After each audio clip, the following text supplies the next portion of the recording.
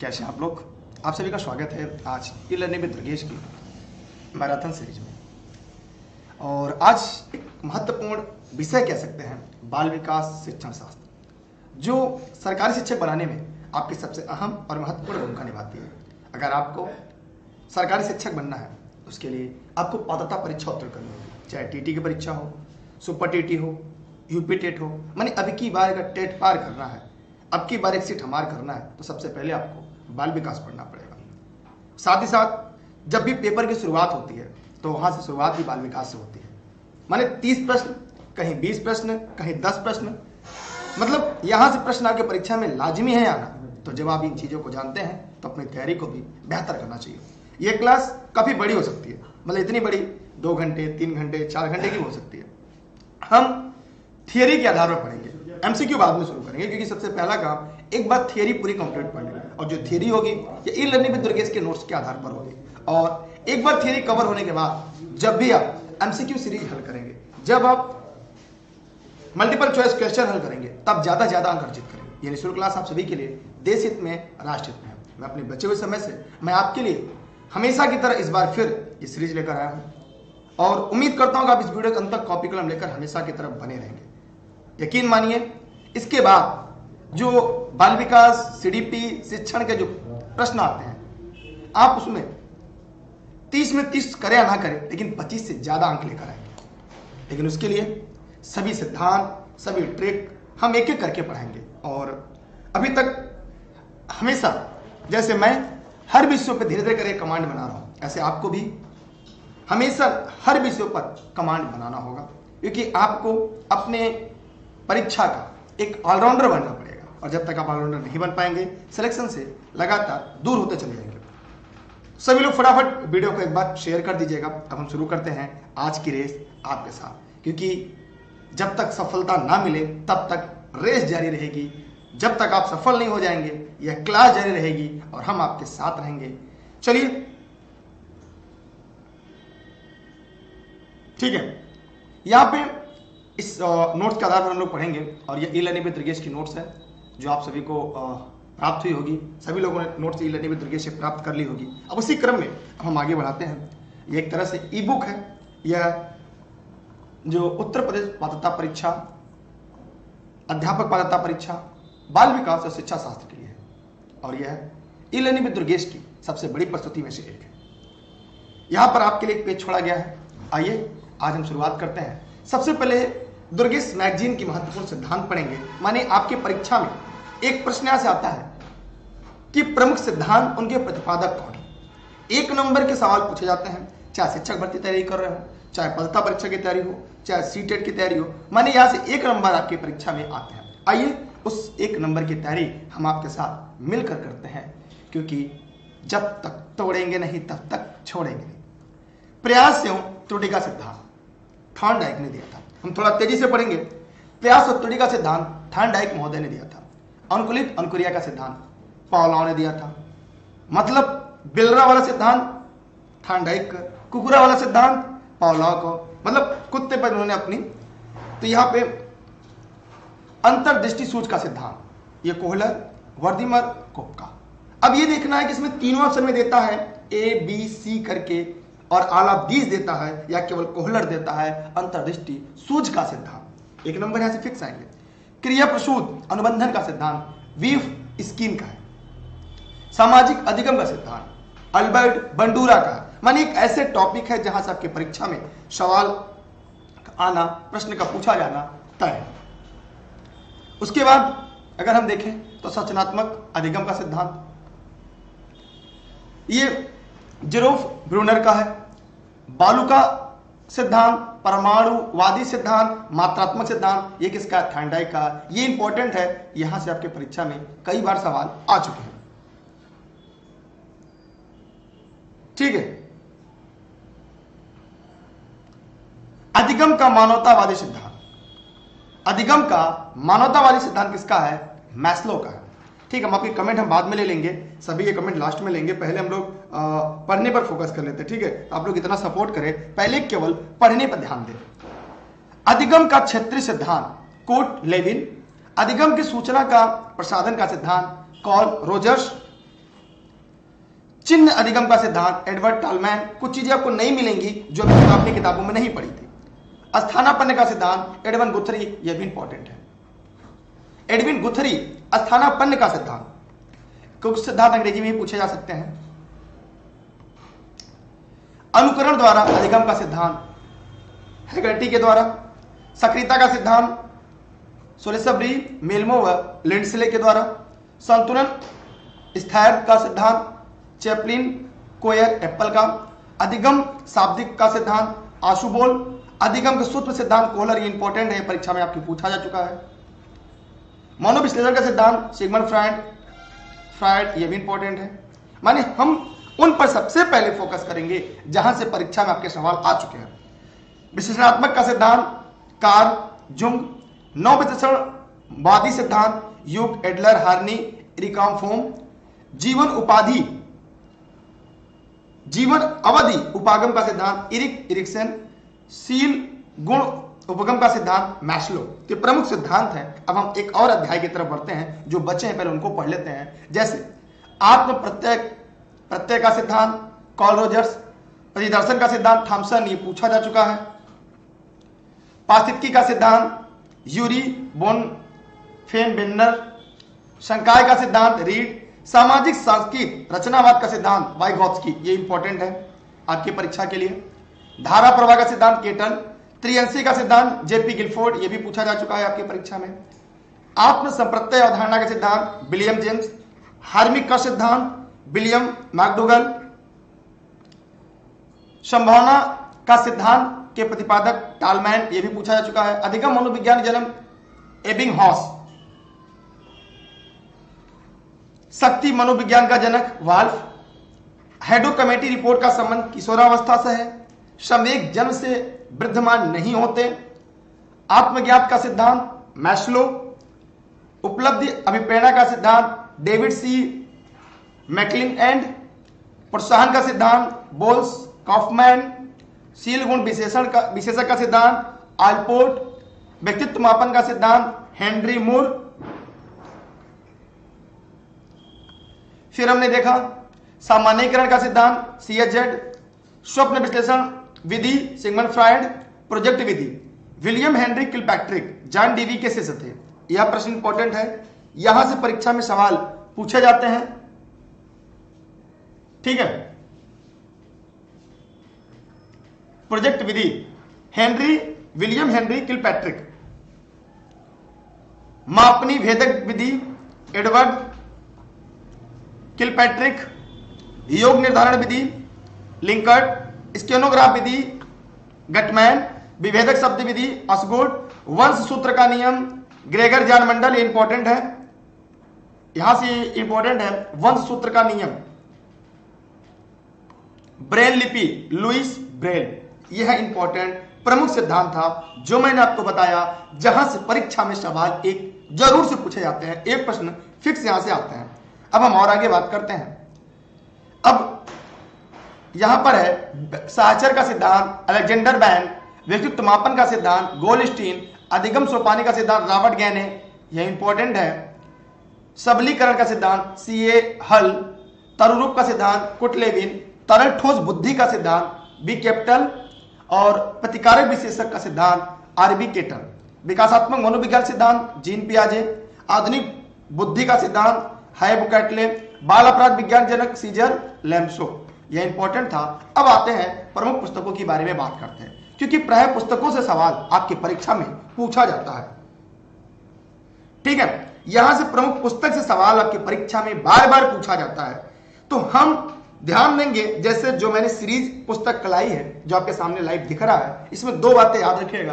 पहली बात कि हो सकता है जो पुस्तक को हमने हिंदी में लिखा है या अंग्रेजी में आ जाए ट्रांसलेटेड, या अंग्रेजी में हो हिंदी में पूछ दे, तो इसलिए इन बातों को ध्यान में रखिएगा कि कहीं कहीं आपको ये कमी नजर आएगी कि परीक्षा में अंग्रेजी में पूछ दिया है, उस किताब का नाम हिंदी में पूछ दिया है। इसलिए थोड़ी सी आपको यहाँ पे एक चीज डिफरेंस देखने को, जानने को यहाँ पे मिल सकता है। प्रमुख पुस्तकें आज की सीरीज में काफी अहम योगदान देने वाली हैं। जैसे विलियम जेम्स की प्रमुख पुस्तक है मनोविज्ञान के सिद्धांत, प्रिंसिपल ऑफ साइकोलॉजी। साइकोलॉजी बहुत ही इंपॉर्टेंट है।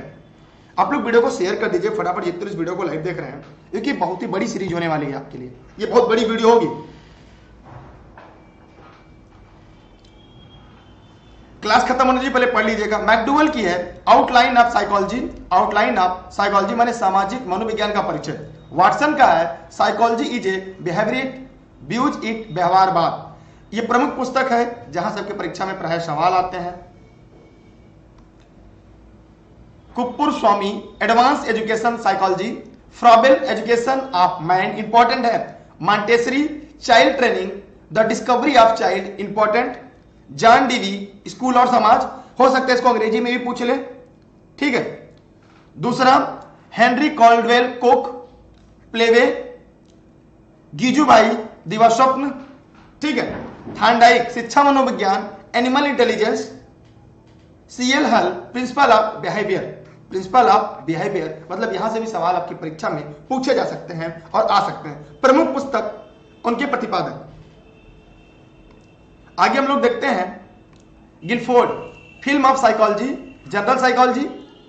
स्प्रेंगर times of man, Kretschmer physical and character, Freud interpretation of dream 1902, C.W.S. Beers the mind that found itself, Thurstone प्राथमिक मानसिक योग्यता, गोल्डमैन संवेगात्मक बुद्धि, बुद्धिलब्धि पूर्ण क्यों, संवेगात्मक बुद्धि के साथ कार्य, स्टेने हाल एडोल्फसेंस, इनकी पुस्तक का नाम था adolescence. Sigmund Freud interpretation of dream, Jean पियाजे बाल चिंतन की भाषा मोस्ट इंपॉर्टेंट। अभी थियरी पढ़ेंगे, क्वेश्चन बाद में इसके। John Dewey how we think democracy and education cook, Erik Erikson बचपन तथा समाज, Hippocrates nature of man, Jerome Bruner शिक्षा की प्रक्रिया, जीन पियाजे संसार के बच्चे के विचार, Preyer mind of child, Albert Bandura social foundation of thought and action, Plant personality and cultural patterns, Rudolf Goeckel psychologia, H Reyburn an introspection to psychology, Kurt Lewin a dynamic theory of personality, Bandura and Watson सामाजिक विकास तथा व्यक्तित्व का विकास, Koffka the growth of mind, Polanski character and personality, Plato the Republic,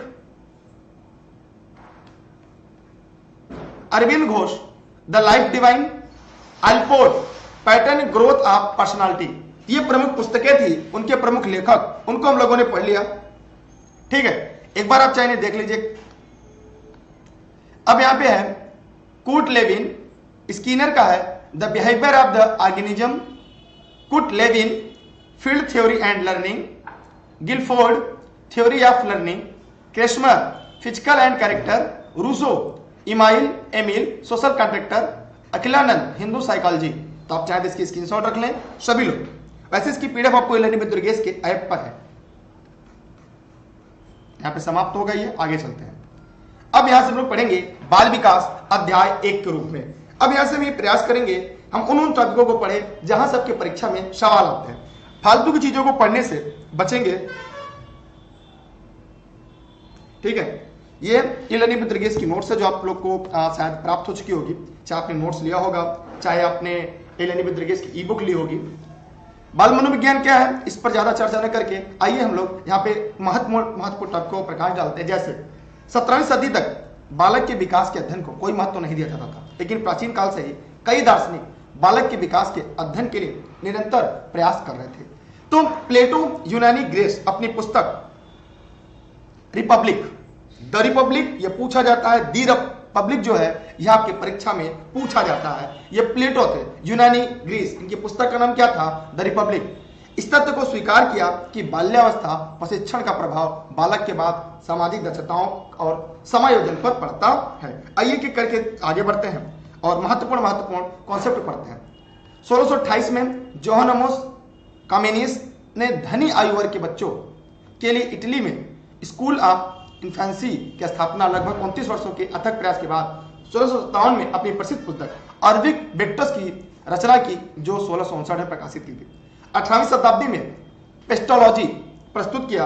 इनका यह विवरण अपने स्वयं के 3.5 वर्षीय पुत्र पर बेबी बायोग्राफी बाल कथा पर आधारित था।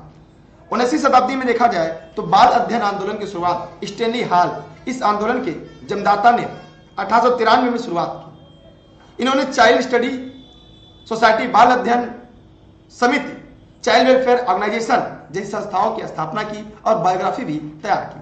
अब हम लोग को पढ़ना है महत्वपूर्ण तथ्य। भारत में बाल विकास के अध्ययन की शुरुआत लगभग 1930 में कोलकाता विश्वविद्यालय में जीजूभाई बधेका के प्रयास से शुरू हुआ था। किसे? जीजूभाई बधेका।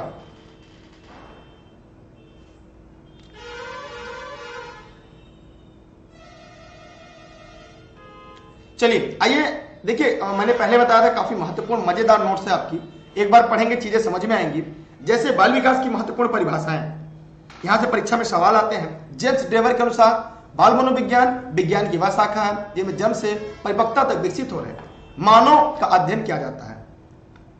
अगर बात करें हरलाक के अनुसार तो विकास की सीमा अभिवृद्धि तक ही अपितु उसमें प्रौढ़ावस्था के लक्ष्य की ओर प्रगतिशील क्रम निर्धारित रहता है। विकास के परिणाम स्वरूप व्यक्ति अनेक नवीन विशेषताओं, नवीन एकताओं में स्फटिक होता है। क्रो एंड क्रो के अनुसार बाल विकास वो वैज्ञानिक अध्ययन है जिसमें गर्भावस्था प्रारंभ से किशोरावस्था के प्रारंभ तक होने वाले विकास का अध्ययन किया जाता है। मारिया मॉन्टेसरी के अनुसार बालक में सच्ची शक्ति का निवास होता है, उसकी मुस्कुराहट ही सामाजिक प्रेम और उल्लास की आधारशिला होती है। आगे देखते हैं फ्रॉबेल के अनुसार बालक स्वयं विकासोन्मुख होने वाला पौधा है। गैरेट के अनुसार अनुवांशिकता व वातावरण एक दूसरे के सहयोगी हैं तथा दोनों बालों की सहायता के लिए अनिवार्य है। आइए एक बात देखते हैं, बाल मनोविज्ञान और बाल विकास में क्या क्या अंतर है। बाल मनोविज्ञान के स्थान पर बाल विकास नाम इसलिए परिवर्तित हुआ क्योंकि विकास के कुछ पक्षों में बाल मनोविज्ञान की अपेक्षा बाल विकास के ढंग के अध्ययन पर बल दिया गया। श्रीमती हरलाक के अनुसार मुख्य अंतर क्या था कि बाल मनोविज्ञान बालक का व्यवहार जिस वातावरणीय परिवेश में होता है उन पर कम ध्यान दिया जाता है, जबकि बाल विकास में वातावरण के प्रभाव को विशेष रूप से देखा जाता है। बाल मनोविज्ञान विकास, व्यवहार, विषय वस्तु पर अधिक ध्यान देता है, लेकिन जो बाल विकास उसकी प्रक्रिया पर बल देता है। बाल मनोविज्ञान में गर्भावस्था से बाल्यावस्था पर विशेष ध्यान दिया जाता है, लेकिन बाल विकास में गर्भावस्था से किशोरावस्था तक ही अध्ययन किया जाता है। आइए अभिवृद्धि और विकास में अंतर देखते हैं, जहां सबके परीक्षा में सवाल आते हैं। अभिवृद्धि क्या होती है, विकास क्या होती है, यहां से एक लाइन आपकी परीक्षा में आता है। ठीक है, जैसे अभिवृद्धि एक निश्चित आयु तक चलने वाली प्रक्रिया है। अभिवृद्धि जो है एक निश्चित आयु तक चलने वाली एक प्रक्रिया है, लेकिन विकास जीवन पर्यंत चलने वाली प्रक्रिया है। अभिवृद्धि संकुचित अवधारणा है, एक संकुचित अवधारणा, लेकिन विकास एक व्यापक अवधारणा है। अभिवृद्धि शारीरिक होती है, लेकिन विकास आंतरिक भी होती है और बहुपक्षीय होता है। अभिवृद्धि का कोई निश्चित क्रम नहीं है, लेकिन विकास का एक निश्चित क्रम है। अभिवृद्धि को मापा जा सकता है, तौला जा सकता है, लेकिन जो विकास है वो केवल व्यवहार के आधार पर यह महसूस किया जा सकता है। अभिवृद्धि के परिवर्तन के सूचक कई सूचक हो सकते हैं, लेकिन विकास में परिवर्तन में जो विविध सूचक वह ह्रास सूचक होते हैं। अभिवृद्धि जो थी स्पष्ट दिखाई देती, अच्छा इतना बड़ा हो गया, लेकिन विकास स्पष्ट दिखाई नहीं देता। और अभिवृद्धि विकास का ही हिस्सा होता है, और विकास स्वतंत्र होता है, चौमुखी होता है। ठीक है, ये कैसा होता है, ये चौमुखी होता है। और आगे चलते हैं। अभिवृद्धि स्वरूप बाह्य होता है, विकास आंतरिक होता है। अभिवृद्धि का कोई लक्ष्य नहीं होता, विकास का कोई ना कोई एक लक्ष्य होता है। अभिवृद्धि के परिवर्तन रचनात्मक होते हैं, विकास के परिवर्तन रचनात्मक और विनाशात्मक दोनों होते हैं। ठीक है, अभिवृद्धि व्यक्ति के संरचनात्मक पक्ष से संबंधित होता है, लेकिन जो विकास व्यक्ति के कार्यात्मक पक्ष से संबंधित होता है, यह शारीरिक होता है। यह शारीरिक जो विकास होता है यह शारीरिक भी होता है, मानसिक भी होता है, और इसे मापा नहीं जा सकता विकास को, लेकिन अभिवृद्धि को माप सकते हैं। अभिवृद्धि मात्रात्मक रूप से दर्शा सकते हैं और इसे गुणात्मक रूप से दर्शा सकते हैं। अभिवृद्धि एक दिशा होता है, दिशाहीन होती, कोई दिशा नहीं है जिधर जगह पर बढ़ गया, लेकिन अभिवृद्धि जो विकास है इसकी दिशा निश्चित होती है। अभिवृद्धि निश्चित आयु तक चलने वाली प्रक्रिया है, लेकिन विकास जीवन पर्यंत चलने वाली एक प्रक्रिया है। आगे चलते हैं हम लोग।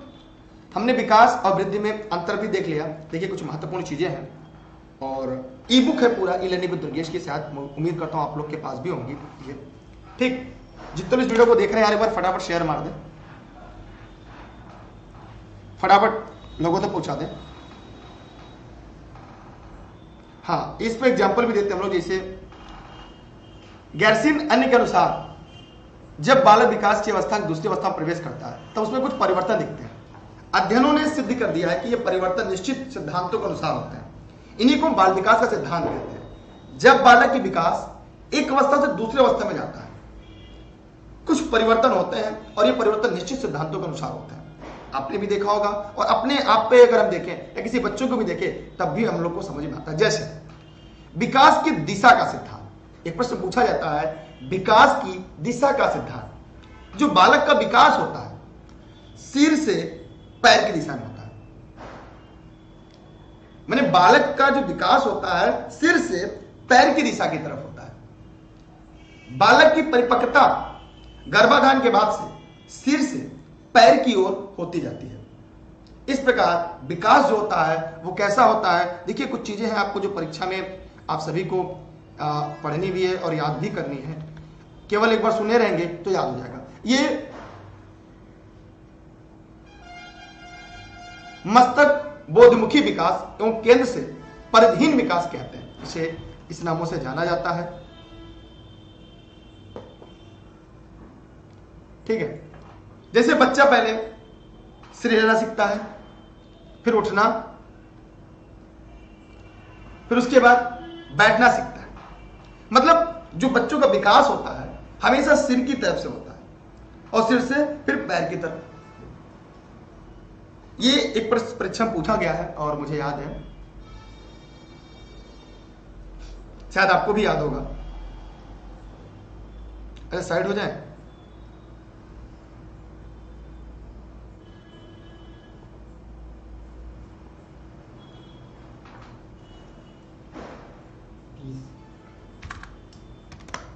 एक मिनट रुकिएगा थोड़ा सा।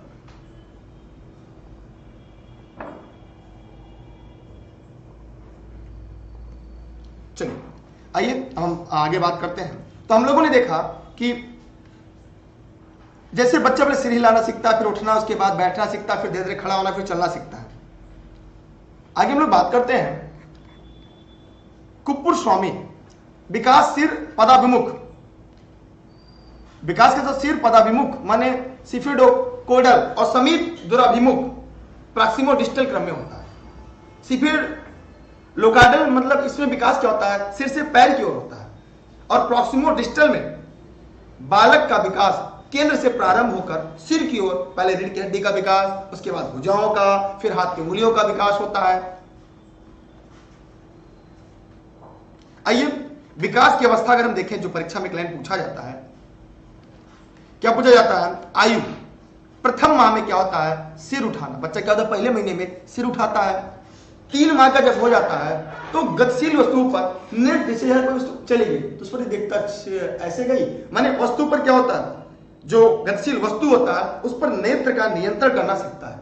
जब 5वें माह में जाता है तो सहारा देने पर बच्चा बैठना सीखता है। 6ठे या 7वें माह में बिना सहारे के आराम से बैठ जाता है। 7वें 8वें माह में क्या होता है सहारे से बच्चा खड़ा होना सीखता है। लेकिन जब 9वां या 10वां माह में पहुंचता है तो बिना सहारे के बच्चा खड़ा हो जाता है।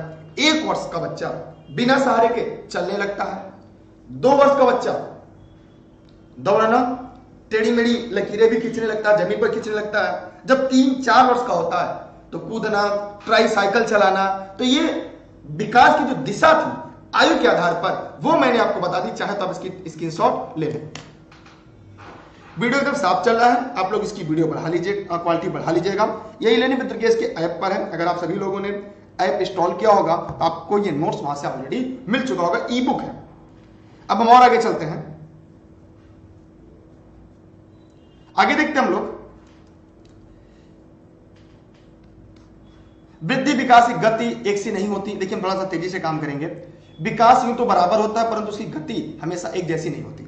जैसे शैशवावस्था की शुरुआत में गति तीव्र होती है, धीरे धीरे मंद होती है, और किशोरावस्था में शुरू होती है, इसकी गति तेज होती है, लेकिन कुछ समय बाद धीमी हो जाती है। इस प्रकार वृद्धि और विकास की गति में उतार चढ़ाव आते हैं। यह बात इंपॉर्टेंट है, परीक्षा में सवाल आता है।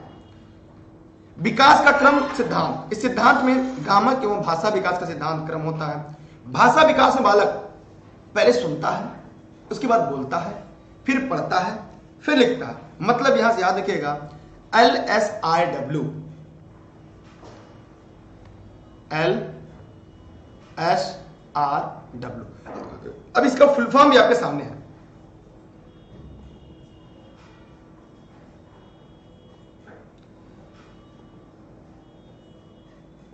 ठीक है, मैं हट जाता रहूंगा।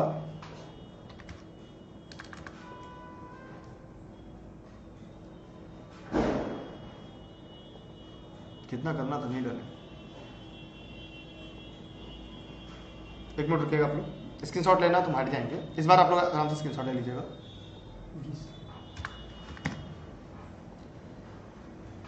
चलिए मैं हट जा रहा हूं। अच्छा मैं हट के ही पढ़ाऊं क्या, मैं हट जाऊं? चलिए यहां से नोट्स आपने प्राप्त कर लिया होगा, मैं हट ही जा रहा हूं। देखिए मैं यहां से हट जा रहा हूं ताकि आपको दिक्कत ना हो। चलिए अब हम लोगों ने देखा कि L फॉर लिसनिंग, माने सुनेगा, स्पीकिंग बोलेगा, रीडिंग पढ़ेगा, फिर लिखेगा। ऐसे ही जब बालक गर्भ में होता है तब क्या क्या चीजें होती हैं, तब गर्भावस्था, शैशवावस्था, बाल्यावस्था, किशोरावस्था में विकास होता है। मोस्ट इंपॉर्टेंट आप लोग इसे लिख लीजिएगा, ठीक है। चीजें आप लोग देख लीजिएगा बहुत आराम से। ये स्क्रीनशॉट चाहे तो कर सकते हैं क्योंकि हम वही चीजें पढ़ा रहे हैं जहां से परीक्षा में सवाल आते हैं। आगे हम बात करते हैं परस्पर संबंध का सिद्धांत। परस्पर संबंध का सिद्धांत क्या है? इस सिद्धांत के अनुसार बालक के विकास के सभी स्वरूप शारीरिक, मानसिक, सामाजिक, संवेगात्मक आदि होते हैं, ये एक दूसरे से परस्पर संबंधित होते हैं। गैरिसन कथन भी था, वो आगे देख रहे हैं। जैसे कहावत है कि जो शरीर में स्वस्थ होता है उसका मानसिक स्तर उतना अच्छा होता है, वह सामाजिक कार्य करने में आगे रहता है। तो यहां पर है कि शारीरिक, मानसिक, सामाजिक, संवेगात्मक, मतलब कहा जाता है कि स्वस्थ शरीर में स्वस्थ मस्तिष्क का निवास करता है। ये कौन कहा था? तो यहां पर हम लोगों ने देखा, हम लोगों ने पढ़ा कि यही है परस्पर संबंध का सिद्धांत। एक आता है निरंतर विकास का सिद्धांत, माने विकास प्रक्रिया निरंतरता का सिद्धांत केवल इस तथ्य पर बल देता है कि व्यक्ति में कोई आकस्मिक परिवर्तन नहीं होता, बल्कि विकास की प्रक्रिया अविराम गति चलती रहती है। जैसे गर्भधारण से प्रक्रिया शुरू होती है और मृत्यु तक लगातार क्रम दर क्रम चलती रहती है। ठीक है, चलिए पीछे वाली पेज का स्क्रीनशॉट लेना। चलिए मैं पीछे वाला पेज ला देता हूं, आप लोग स्क्रीनशॉट ले लें। ठीक है, आप लोग ले लीजिए। ठीक है, ले लिया आप लोगों ने। चलिए अब आगे चलते हैं हम लोग। अब हम लोगों ने यहां पे देखा एकीकरण का सिद्धांत। ये सब परीक्षा वाले टॉपिक है। एकीकरण का सिद्धांत क्या है? एक बार जितने लोग वीडियो देख रहे हैं उसे शेयर कर दें, चाहे से फेसबुक पे देख रहे हैं, चाहे से यूट्यूब पर देख रहे हैं। इसके अनुसार बालक पहले संपूर्ण अंगों तथा फिर अंगों के भागों को चलाना सीखता है। जैसे पहले हाथ के, फिर उंगलियों को, तथा बाद में हाथ व उंगली दोनों को एक साथ हिलाता है। पहले हाथ हिलाता है, फिर उंगली को हिलाता है। इसे कहते हैं एकीकरण का सिद्धांत। विकास लंबवत न होकर चक्राकार होता है, इसे हम वर्तालुकार होता है। यह पूछा गया प्रश्न आपके परीक्षा में। ठीक है, जिसको नहीं दिख रहा वीडियो क्वालिटी बढ़ा ले आप लोग। देखिए यहां पर हम लोगों ने देखा, पानी लेते हैं यार, दोनों लेते, दोनों भर के। देखिए इस सिद्धांत के अनुसार यदि कोई बालक की लंबाई वृद्धि होगी तो साथ चौड़ाई में भी वृद्धि होगी। विकास वर्तुलाकार रूप में होता है और बालक एक अवस्था से दूसरी अवस्था में प्रवेश करता है। जैसे जब आप कपड़े लेने जाते हैं तो जितनी लंबे कपड़े लेंगे उसकी मोटाई तो बढ़ती जाती है। इसलिए हमने यहाँ पे देखा विकास लंबवत न होकर चक्राकार होती है, वर्तुलाकार होता है। वंशानुक्रम व वातावरण की जो अंतर क्रिया का सिद्धांत, इसके बारे में भी हम लोग जानते हैं। इसमें क्या घटना घटती है? बालक की जो वृद्धि विकास, इन दोनों का समान महत्व है। बालक का विकास न केवल वंशानुक्रम और वातावरण के कारण बल्कि इन दोनों अंतर क्रियाओं के कारण होता है। जैसे परिवार में छोटा बच्चा अपने से बड़ों को देखकर, सुनकर, अनुकरण कर कर सीखता है। यह लाइन आपके परीक्षा में पूछा जाता है। वंशानुक्रम व वातावरण की अंतःक्रिया का सिद्धांत। जैसे बच्चा, अगर मैं आपसे पूछूं कि आपने गाली देना कहां सीखा था, क्या आपके स्कूल के अध्यापकों ने आपको गाली देना सिखाया था, क्या आपके माता पिता ने गाली देना सिखाया था? आपने सुनकर गाली देना सीखा। यही है वंशाक्रम वातावरण की अंतःक्रिया का सिद्धांत। आपने कहां सीखा? सुनकर, वातावरण से, समाज से, अपने सामाजिक पर्यावरण से सुनकर गाली देना सीखा। तो बच्चे क्या होते हैं? अनुकरण करते हैं, नकल करते हैं। आगे चलते हैं हम लोग। व्यक्तिगत भिन्नता का सिद्धांत। आइए, यह भी आपके टॉपिक में है।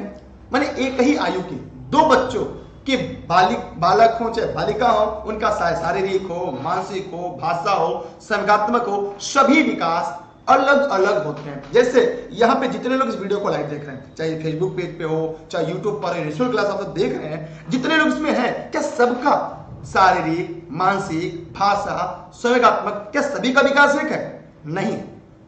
नहीं है। इसलिए हम लोगों ने, आप लोगों ने यहाँ पर ये चीजें सीखी, ये चीजें समझी। जैसे कोई बालक है, किसी बालिका की अवस्था में अधिक होता है, किसी बालिका का विकास किसी बालक की अपेक्षा अधिक होता है। जुड़वा भाई बहन होते हैं, भाई होते हैं, भाई बहन होते हैं, इनके भी शारीरिक, संवेगात्मक, सामाजिक भिन्नता अलग अलग होती है। उनका विकास भी एक जैसा नहीं होता, इसे व्यक्तिगत भिन्नता का सिद्धांत कहते हैं। मोस्ट इंपॉर्टेंट है, परीक्षा में पूछा जाता है। अगर किसी भी परिवार के 3 बच्चे हैं, तीनों अलग अलग आधार पर होंगे, तीनों की एक चीजें नहीं होंगी। ठीक है, पूरी सीरीज हम आपको पढ़ाएंगे, लेकिन आप अंत तक वीडियो के बने रहेंगे, तब लंबी क्लासें लेंगे। अब आते हैं समान प्रतिफल प्रतिमान का सिद्धांत। सभी लोग फटाफट वीडियो को बार कह रहे हो शेयर कर रहे हो, शेयर ही नहीं कर रहे हैं। समान प्रतिमान का सिद्धांत। इस सिद्धांत के अनुसार सभी प्राणियों का विकास, शारीरिक, मानसिक, भाषा, संवेगात्मक विकास समान रूप से होता है। समान प्रतिमान का सिद्धांत। जैसे अब आपने देखा, जो चिड़िया हो गई, गधई हो गई, गधा हो गया, इनका भी तो विकास होता है। इनका विकास कैसे होता है? एक समान रूप से होता है। पैदा होते हैं, फिर चलना सीखते हैं, फिर अपनी माता का दूध पीते हैं, फिर और बड़े होते हैं, फिर घास खाते हैं, फिर बेचारे मर जाते हैं। मतलब समान प्रतिमान का सिद्धांत, सभी प्राणियों का विकास, शारीरिक, मानसिक, भाषा, संवेगात्मक विकास एक समान रूप से होता है। अगला टॉपिक, सामान्य से विशिष्ट क्रियाओं का सिद्धांत। सामान्य से विशिष्ट क्रियाओं का सिद्धांत। इसके अनुसार बालक पहले सामान्य क्रिया करता है, बाद में विशिष्ट क्रिया करता है। जैसे अगर देखा जाए तो बालक उत्तेजना का अनुभव करता है, बाद में संवेग प्रकट करता है। बालक का बचपन में रोने का तरीका थोड़ा अलग होता है, थोड़ा बड़ा होने पर और अलग हो जाता है, थोड़ा और बड़ा होने पर मन ही मन में रोया करता है। यह भाषा विकास में पहले सामान्य शब्द जैसे पक्षियों, चिड़ियों को कहना, बाद में विशिष्ट शब्द, पक्षियों के नाम लेना। मतलब हम देखते हैं कि बच्चा सामान्य से विशिष्ट की तरफ चलता है। जैसे बच्चा पहले क्या कहता है पहले स्कूल जाना है, फिर बाद में कहता है कॉलेज जाना है। ठीक है, तो बच्चा क्या होता है? पहले क्या कहता है? गाड़ी। पहले कहता है गाड़ी चाहिए, फिर आगे कहता है नहीं हमको बस चाहिए, नहीं हमको बुलडोजर चाहिए, हमको ट्रैक्टर चाहिए। माने अब उन गाड़ियों में भी अलग अलग क्लासिफिकेशन करता है, उनमें भी अलग अलग बातें करता है। कि बचपन में वो गाड़ी कहता है, बचपन में केवल कहता है पैसा दीजिए, रुपया दीजिए। बाद में जब और बड़ा होता है कहता है 1 रुपया, 5 रुपया, 10 रुपया, 20 रुपया का डिमांड करता है। इसे सामान्य से विशिष्ट क्रियाओं की तरफ का सिद्धांत कहते हैं। ठीक है, समझ में आ रहा है कि नहीं आ रहा है? आप लोग को नहीं आ रहा है? और आगे चलते हैं। आते हम लोगों ने देखा कि जो प्रारंभिक वर्षों में तेज विकास सिद्धांत क्या होता है। जीवन के जो प्रारंभिक वर्ष में विकास तेजी से होता है, माने अन्य अवस्थाओं की अपेक्षा विशेष अवस्थाओं में विकास तेज होता है। जैसे शैशवावस्था में विकास तेज गति के साथ होता है। फिर हम लोगों ने देखा संचय और पुनरावृत्ति का सिद्धांत। विकास संचयी होता है, इसकी पुनरावृत्ति होती रहती है। संचय का मतलब होता है जोड़ते जाना। शैशवावस्था का आत्म प्रेम किशोरावस्था में भी देखा जाता है। जो शैशवावस्था का जो आत्म प्रेम होता है, स्वयं से प्रेम होता है, यह किशोरावस्था में भी देखा जाता है। ठीक है, आप लोग जरा बताइए, जो लोग वीडियो को लाइव देख रहे हैं, कि मेरी आवाजें सुनाई दे रही हैं आप सबको? चलिए आगे चलते हैं। शैशवावस्था में बालक कल्पना जगत का विचरण करता है, पुनः जब किशोरावस्था में आता है तभी उस पे कल्पना जगत का विचरण करते हुए देखा जाता है। बालक बोला गया पहला शब्द, रखा गया पहला कदम पूर्व के निरंतर विकास के कार्यों को संचयी प्रगति करता है। धीरे धीरे बालक का विकास इसी क्रम में होता आते हैं। विकास की भविष्यवाणी सिद्धांत, माने इस सिद्धांत के अनुसार जिस प्रकार बालक का विकास होता है उसे देखकर हम उसके भविष्य के बारे में बता सकते हैं। माने विकास की भविष्यवाणी सिद्धांत। लोग कहते हैं अरे लड़का आपका डॉक्टर बनेगा, डॉक्टर बनेगा, लड़की आप आईएएस बनेगी, पीसीएस बनेगी, इंजीनियर बनेगा। और कुछ लोग कहते हैं अरे यार तो लड़का तो मास्टर बने, तो लड़की बेटी हुआ तो मास्टराइन बने। तो मतलब ये विकास, बालक की जो विकास होता है, जो बालिका का विकास होता है, उसे देखकर हम भविष्यवाणी कर सकते हैं। जैसे कुछ लोग हैं एमसीक्यू पढ़ रहे हैं, इस समय आप थियरी पढ़ रहे हैं, तो एमसीक्यू वाले जो हैं अगर वो प्रश्न परीक्षा में हुआ है तो ठीक है, नहीं आया तो गए, उनके लेने के देने पड़ गए। लेकिन आपने अगर पूरी थियरी पढ़ लिया है, अब एमसीक्यू सीरीज चाहे जहां से कराए आप पूरा मार देंगे, एक ही बार में मैदान साफ कर देंगे, क्योंकि अब की बार एक सीट हमारा। तो सेम यही चीजें वहां पे भी होती है। आइए देखते हैं इस प्रकार जैसे आगे चल कौन सा क्या बनेगा, यहां पर ही आपको पता चल जाता है विकास। अब आते हैं हम लोग, विकास परिपक्वता तथा सीखने की उपज है। जन्म के बाद बच्चे के विकास में प्रशिक्षण और परिपक्वता दोनों ही महत्वपूर्ण होते हैं। मतलब बच्चे क्या होता है, प्रशिक्षण कैसा होता है, उसकी परिपक्वता दोनों महत्वपूर्ण होते हैं। बालक का विकास इन दोनों की अंतःक्रिया पर ही निर्भर करता है। आगे हम आते हैं, विकास सांस्कृतिक परिवर्तनों से प्रभावित होता है। जो विकास होता है यह सांस्कृतिक परिवर्तनों से प्रभावित होता है। बालक का विकास संस्कृति के परिवर्तन के अनुसार प्रभावित होता है। संस्कृति के अनुरूप ही व्यक्ति का भी विकास होता है। संस्कृति की उन्नति बालक के विकास में उस मात्रात्मक गुण का विकास करती है। अब इसके बारे में हम आगे चर्चा करेंगे। अभी टॉपिक हमारा बहुत बड़ा है, हम आगे भी करेंगे। आगे चलते हैं। विकास का आरंभिक बुनियाद महत्वपूर्ण क्या है। विकास की आरंभिक नींव बहुत ज्यादा महत्वपूर्ण होती है। जैसे कहा जाता है जिसकी बेस कमजोर है उसे आगे चलकर परीक्षाओं में काफी चीजों का सामना करना पड़ता है। माने नींव मजबूत है तो बिल्डिंग चाहे जैसी हो मजबूत रहेगी। तो यहां पर हमने ये देखा कि विकास की आरंभिक नींव अत्यंत महत्वपूर्ण होती है।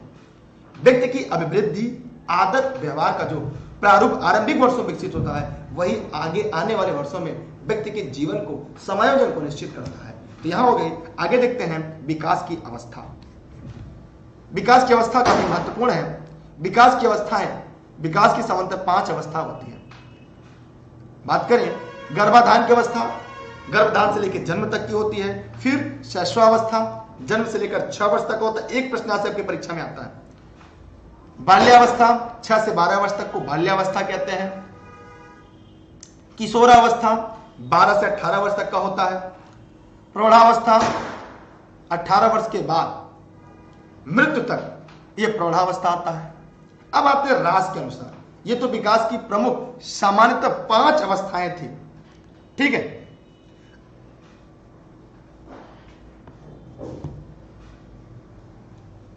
चलिए हम लोग यहां पे फिर देखते हैं रास के अनुसार क्या क्या है। शैशवावस्था 1 से 3 वर्ष तक का होता है। शैशवावस्था। पूर्व बाल्यावस्था 3 से 6 वर्ष का होता है। उत्तर बाल्यावस्था 6 से 12 वर्ष तक का। किशोरावस्था 12 से 18 वर्ष तक का। मतलब इन्होंने किशोरावस्था वही बताया 12 से 18, रास ने भी, लेकिन शैशवावस्था 1 से 3 वर्ष तक का है। पूर्व बाल्यावस्था 3 से 6 वर्ष तक का है। और फिर उत्तर बाल्यावस्था 6 से 12 वर्ष तक है। आगे चलते हैं। यह रास के अनुसार था। अब जॉन्स के अनुसार यह बहुत इंपॉर्टेंट है, चाहे तो अब इसकी स्क्रीनशॉट अपने पास रख लें। वैसे इलेनी विद दुर्गेश की नोट्स आप तक पहुंची होगी, इलेनी विद दुर्गेश के ऐप पर है, चाहे तो आप वहां से प्राप्त कर सकते हैं, आपकी मर्जी।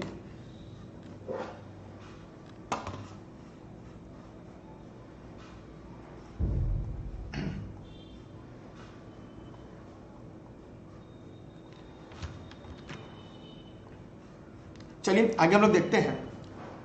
जांच के अनुसार क्या है। शैशवावस्था जन्म से 6 वर्ष, बाल्यावस्था 7 से 12 वर्ष, किशोरावस्था 13 से 18, प्रौढ़ावस्था 18 वर्ष के बाद का, इनका भी 18 वर्ष से बाद है।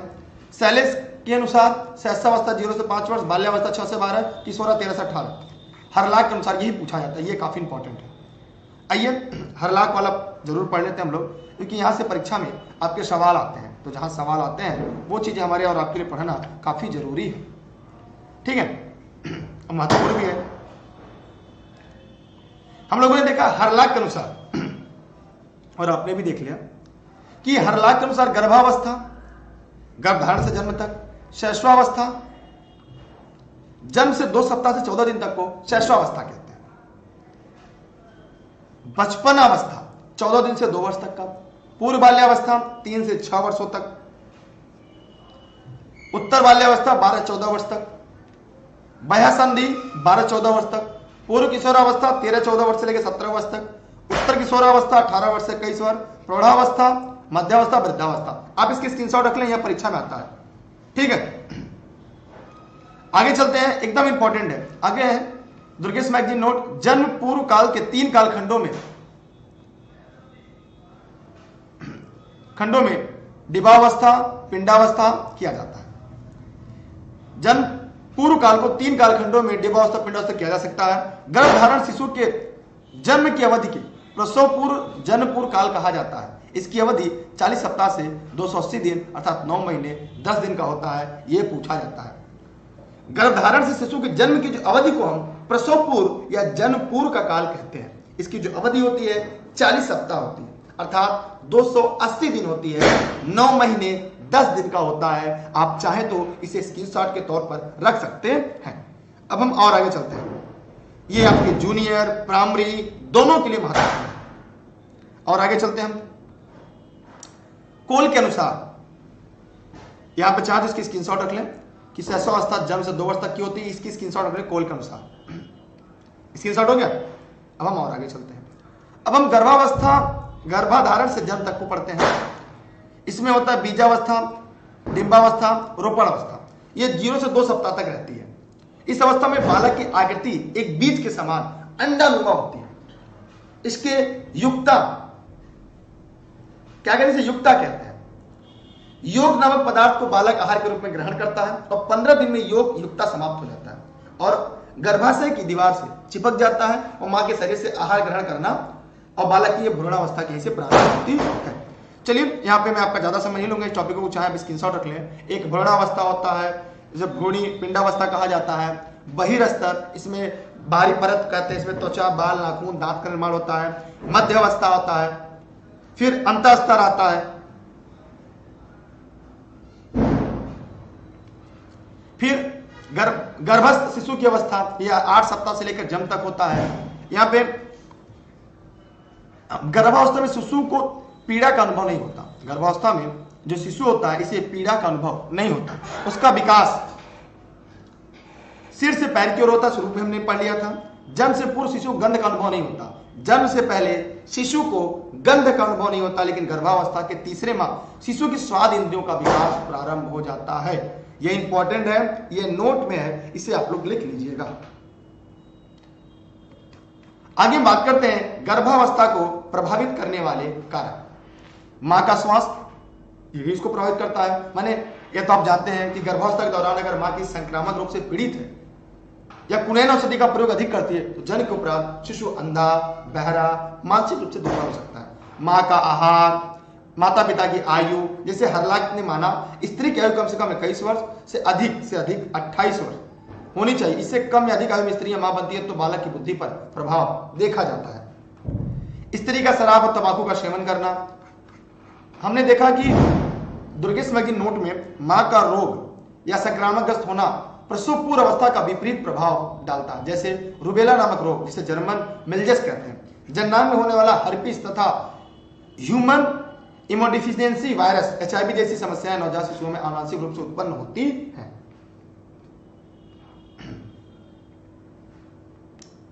शैशवावस्था, अब हम लोग पढ़ेंगे शैशवावस्था, एक एक करके पढ़ते चल रहे हैं, जहां सबके परीक्षा में सवाल भी आएंगे।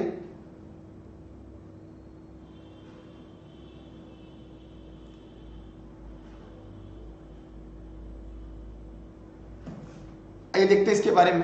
जन्म से 5 वर्ष तक की अवस्था शिशु अवस्था कहलाती है। यह बालक के भावी जीवन आधारशिला का काल होता है। इस अवस्था में उचित निर्देशन व निरीक्षण से भावी जीवन का उचित उत्तम विकास किया जा सकता है। आइए देखते हैं।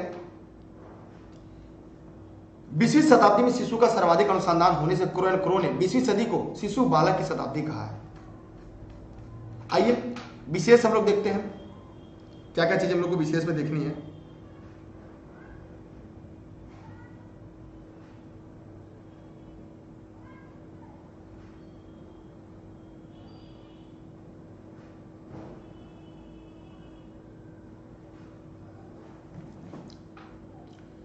आइए देखते हैं इस विशेष।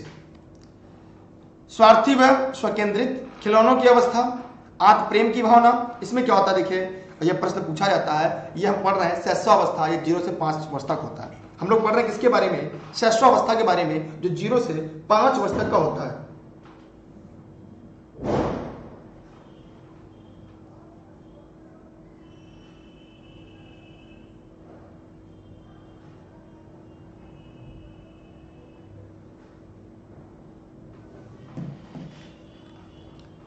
ठीक है, आगे हम लोग देखते हैं।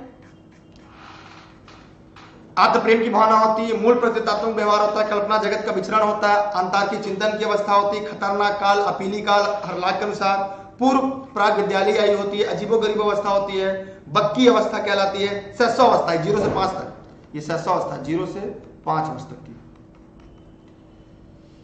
नामकरण की विस्फोटक अवस्था पियाजे के अनुसार, संस्कारों के निर्माण की आयु, बादशाह की अवस्था, जीवन का सबसे महत्वपूर्ण काल, नैतिकता का अभाव, सीखने का आदर्श काल, भावी जीवन की आधारशिला, भावी जीवन की आधारशिला।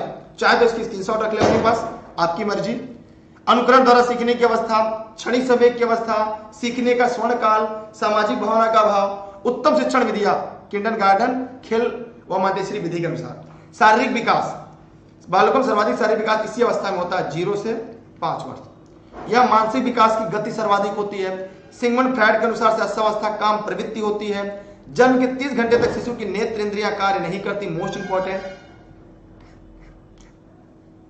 फिर हमने देखा दार्शनिक रूसों का मानना है कि बालक हाथ पैर नेत्र उसके प्रारंभिक शिक्षक होते हैं।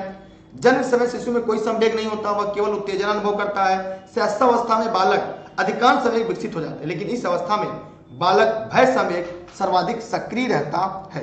ठीक है, भय संवेग क्या होता है? सबसे ज्यादा सक्रिय रहता है। सभी सिद्धांत पढ़ेंगे एक करके, ठीक है।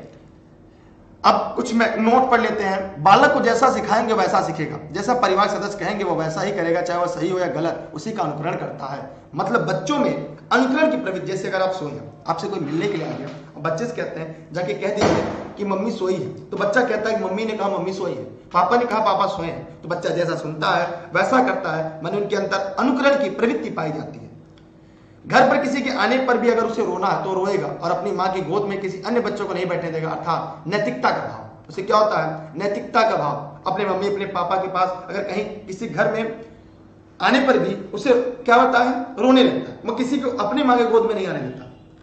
बालक अपनी स्वयं की वस्तु किसी को नहीं देता, उसके अपने पास रखता है। उसमें स्वार्थी स्वकेंद्रितता के भाव उसके अंदर निहित होता है। अब उसे आप 5 रुपया दीजिए और आप वापस मांगिए, देखिए देता है। आप उसको 5 रुपया दीजिए और फिर आपसे लीजिए। बालक कल्पना में खोया रहता है। जादूगरू कल्पना करता है, काश मेरे पास एक परी होती, हम भी उसे छड़ी घुमाते, मेरा टॉफी आ जाती, बिस्किट आ जाती, नमकीन आ जाती, तो वो जादू करवाकर अपनी इच्छा पूरी कर लेता। अर्थात कल्पना जगत का विचरण करता है शैशवावस्था में बालक 0 से 5 वर्ष की उम्र में। ठीक है, आगे हम लोगों ने देखा कि बालक जितने अच्छे संस्कार, जितना उसे ज्ञान सिखाएंगे, चाहे वो उस आयु में सिखा सकते हैं, क्योंकि अभी वो सीखने की रुचि रखता, इसलिए शीघ्रता से सीख लेता। इसलिए इस आयु को स्वर्ण काल कहा जाता है। इसे क्या कहा जाता है? स्वर्ण काल कहा जाता है। जैसे किसी के आने में पैर छूना, बच्चा जाने देखता रहता है कि मेहमान जाएंगे हमको पैसा मिलेगा, तो आगे देखेंगे इसे स्वर्ण काल क्यों कहते हैं।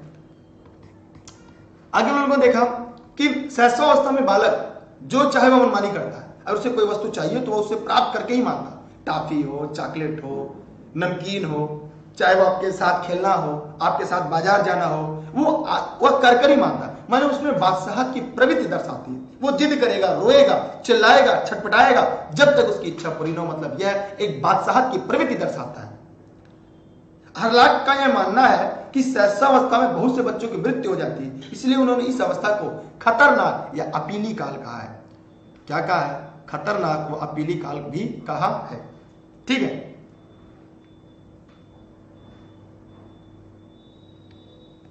आगे देखते हैं हम लोग शैशवावस्था से संबंधित कुछ मनोवैज्ञानिक परिभाषाएं। अगर आपके सामने हो तो देख लीजिएगा।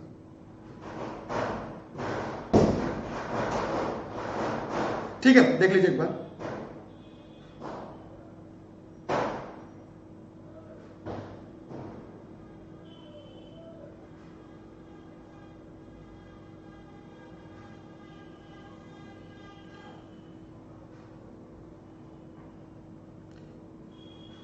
चलिए आगे चलते हैं लोग।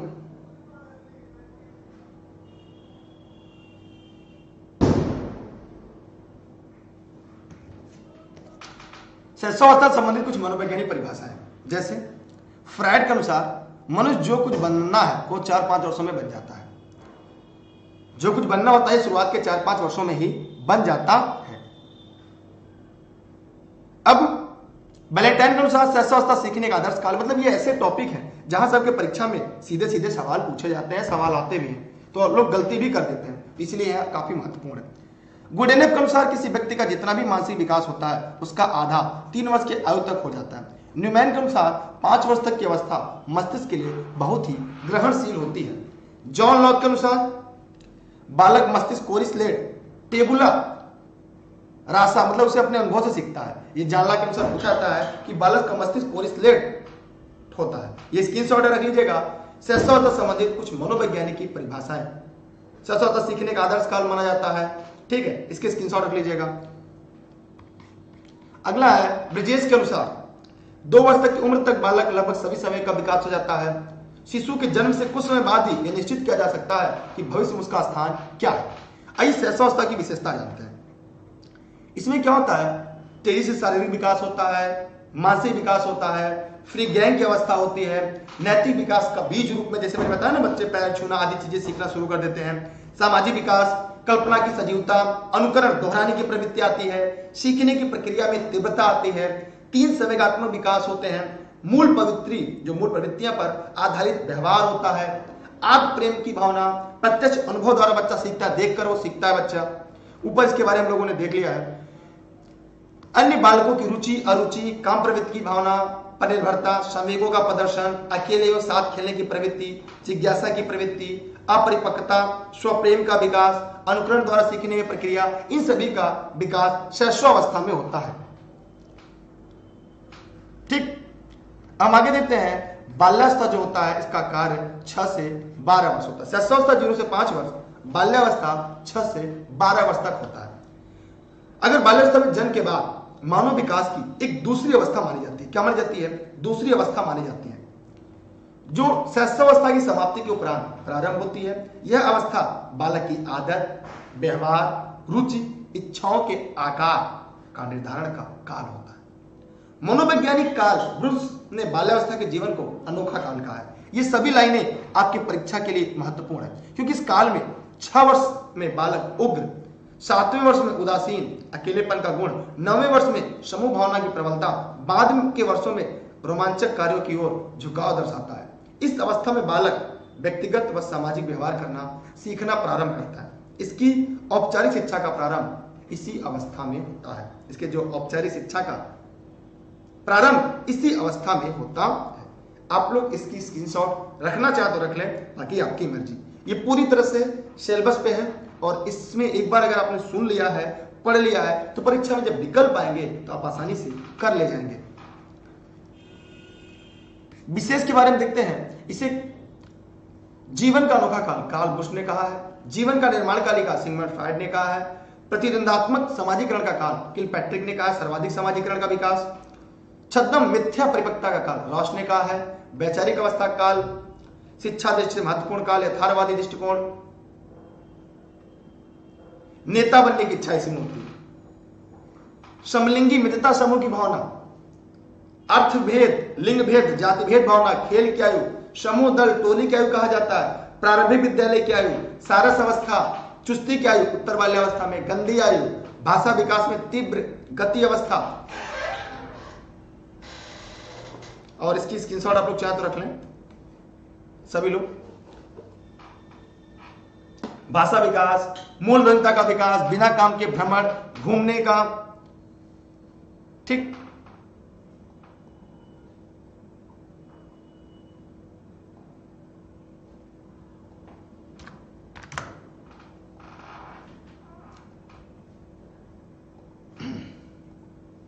चलिए आगे हम लोग देखते हैं। भाषा विकास तेज गति से होता है, बिना काम के घूमना, बहुमुखी स्वभाव, जैसे स्कूल से भाग जाना, आम तोड़कर खाना आदि चीजों का विकास होता है। बहिर्मुखी स्वभाव, संग्रह करने की प्रवृत्ति, संचय करने की प्रवृत्ति, नैतिक गुणों का विकास, कल्पना शक्ति का अमूर्त चिंतन का प्रारंभ काल, शारीरिक मानसिक विकास में स्थिरता, रचनात्मक कार्यों में आनंद, बच्चे में सृजनशीलता के गुण पाए जाते हैं। नए कौशल क्षमताओं का विकास, विद्या का स्वर्णिम काल कहा जाता है। रुचि में परिवर्तन, काल में कुछ ने कहा था। मूर्त पत्र चिंतन की अवस्था, बाल्यावस्था में बालक सबसे कम कामुकता पाई जाती है, बालक भयमुक्त होता है। बालक क्या होता है? भयमुक्त होता है। आइए बाल्यावस्था संबंधी कुछ मनोवैज्ञानिक परिभाषाएं हैं। कुरन क्रो के अनुसार जब बालक 6 वर्ष का हो जाता है तब उसकी मानसिक योग्यता का लगभग पूर्ण विकास हो जाता है। राज के अनुसार बाल्यावस्था मिथ्या व परिपक्वता का काल है। स्टैक के अनुसार ऐसा शायद कोई खेल ना हो जिसे 10 वर्ष का बालक न खेलते हो। अब यही कुछ की पॉइंट पढ़ लेते हैं। सबसे अधिक खेल बाल्यावस्था में खेले जाते हैं। इस आयु में बालक तरह तरह के खेल खेलते हैं। मितौलिया, कांची गोलियां, पकड़म पकड़ाई, छुआ-छुअंती, ताश आदि के अनेक गेम, इसलिए इसे जो गेम एज होने की वजह से इसे खेले जाते हैं। ये बच्चे इसमें क्या होते हैं, ये बहुत सारे खेल खेलते हैं, बाल्यावस्था में खेले जाते हैं। सबसे अधिक खेल जो होते हैं वो बाल्यावस्था में ही खेले जाते हैं। बाल्यावस्था में बालक समूह बनाकर एक गली से दूसरे गली, दूसरे गली से तीसरे गली भागते हैं, दौड़ते हैं, छिपा छिपनते खेल खेलते हैं। इनका कोई उद्देश्य नहीं होता। इनमें निरुद्देश्य भ्रमण की प्रवृत्ति पाई जाती है। घूमने निकल जाते हैं, मित्र के साथ पकड़ लिया, घूमना शुरू कर देते हैं। तो ये बाल्यावस्था में होता है, समूह बनाकर गली से गली घूमना। फिर बाल्यावस्था में अगर हम बात करें तो अब स्वयं परिपक्व समझदार दिखाने की कोशिश करता है, इसलिए इसे मिथ्या परिपक्वता का काल कहा जाता है। इसमें क्या होता है कि संग्रह करने की प्रवृत्ति होती है, गोलियां इकट्ठा करने की, अपने कलम इकट्ठा करने का, गिफ्ट इकट्ठा करने का, पुराने सिक्के इकट्ठा करने का, माचिस के कवर इकट्ठा करने का, हीरो हीरोइन की फोटो। अब तो नए किस्म के बच्चे आ रहे हैं, तो प्रयोग जब हुआ था तब लोग छोटे छोटे हीरो हीरोइन के फोटो, भगवान के फोटो एकत्रित करते थे। गुड़िया गुड्डा बनाना, कलर करना, चूड़े इकट्ठा करना। इस आयु में बालक संग्रह की प्रवृत्ति पाई जाती है, इकट्ठा करने की प्रवृत्ति पाई जाती है। सरकार ने भी विद्यालय की जो प्रारंभिक आयु 6 वर्ष मानी है, इसलिए सही मायने में प्रारंभिक विद्यालय की आयु बाल्यावस्था कहलाती है। क्या कहलाता है? बाल्यावस्था कहलाता है। ठीक है। बच्चा कहता है मेरा वह दोस्त है, बच्चा कहता है वह मेरा दोस्त है, क्योंकि इनके पास सब नए नए सामान है और वह मेरा दोस्त नहीं, क्योंकि इसके पास कुछ नहीं है। माने अर्थभेद की जो भावना होती है वो बाल्यावस्था में आती है। बाल्यावस्था में लड़का लड़के से ही तथा लड़की लड़की से ही दोस्ती करता है। माने इस अवस्था में बालक बालक से, बालिका बालिका से दोस्ती करते हैं। इस अवस्था में समलिंग भेद भावना का कारण होता है। आप लोगों ने क्या किया था बाल्यावस्था में? पूर्व प्राथमिक विद्यालय की आयु 3 से 6 वर्ष है। याद रखिएगा, जो पूर्व प्राथमिक विद्यालय की आयु जो है, पूर्व प्राथमिक विद्यालय की आयु 3 से 6 वर्ष अर्थात शैशवावस्था होती है, और प्राथमिक विद्यालय 6 से 11-12 वर्ष होती है अर्थात बाल्यावस्था होती है।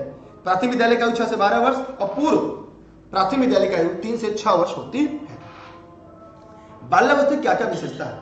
हमने देखा समूह बनाना, नैतिक गुणों का विकास, सामाजिक गुणों का विकास, उनके अंदर जिज्ञासा भी होती है, सीखने की इच्छा होती है, निरुद्देश्य घूमने की प्रवृत्ति होती है, वास्तु जगत में घुसते हैं, आत्मनिर्भरता होती है, काम प्रवृत्ति होती है, सुसुप्ता न्यूनता दोनों होती है, मानसिक योग्यता में भी बच्चों के विकास होता है,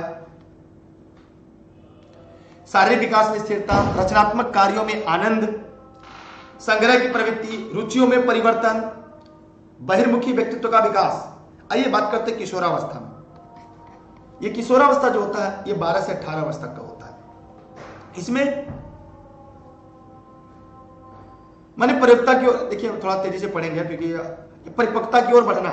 स्टेनी हॉल ने एडोलसेंस नामक पुस्तक 1904 में प्रकाशित की। इस पुस्तक में लिखा कि किशोर में जो भी परिवर्तन दिखाई देते हैं वे अचानक होते हैं, उनका पूर्व अवस्थाओं से कोई संबंध नहीं होता। वो कैसे होते हैं? वे भी जो परिवर्तन होते हैं वे अचानक होते हैं। एक मिनट रुकिए, हम पानी पी लेते हैं, तब तक आप वीडियो को शेयर कर दें सभी लोग।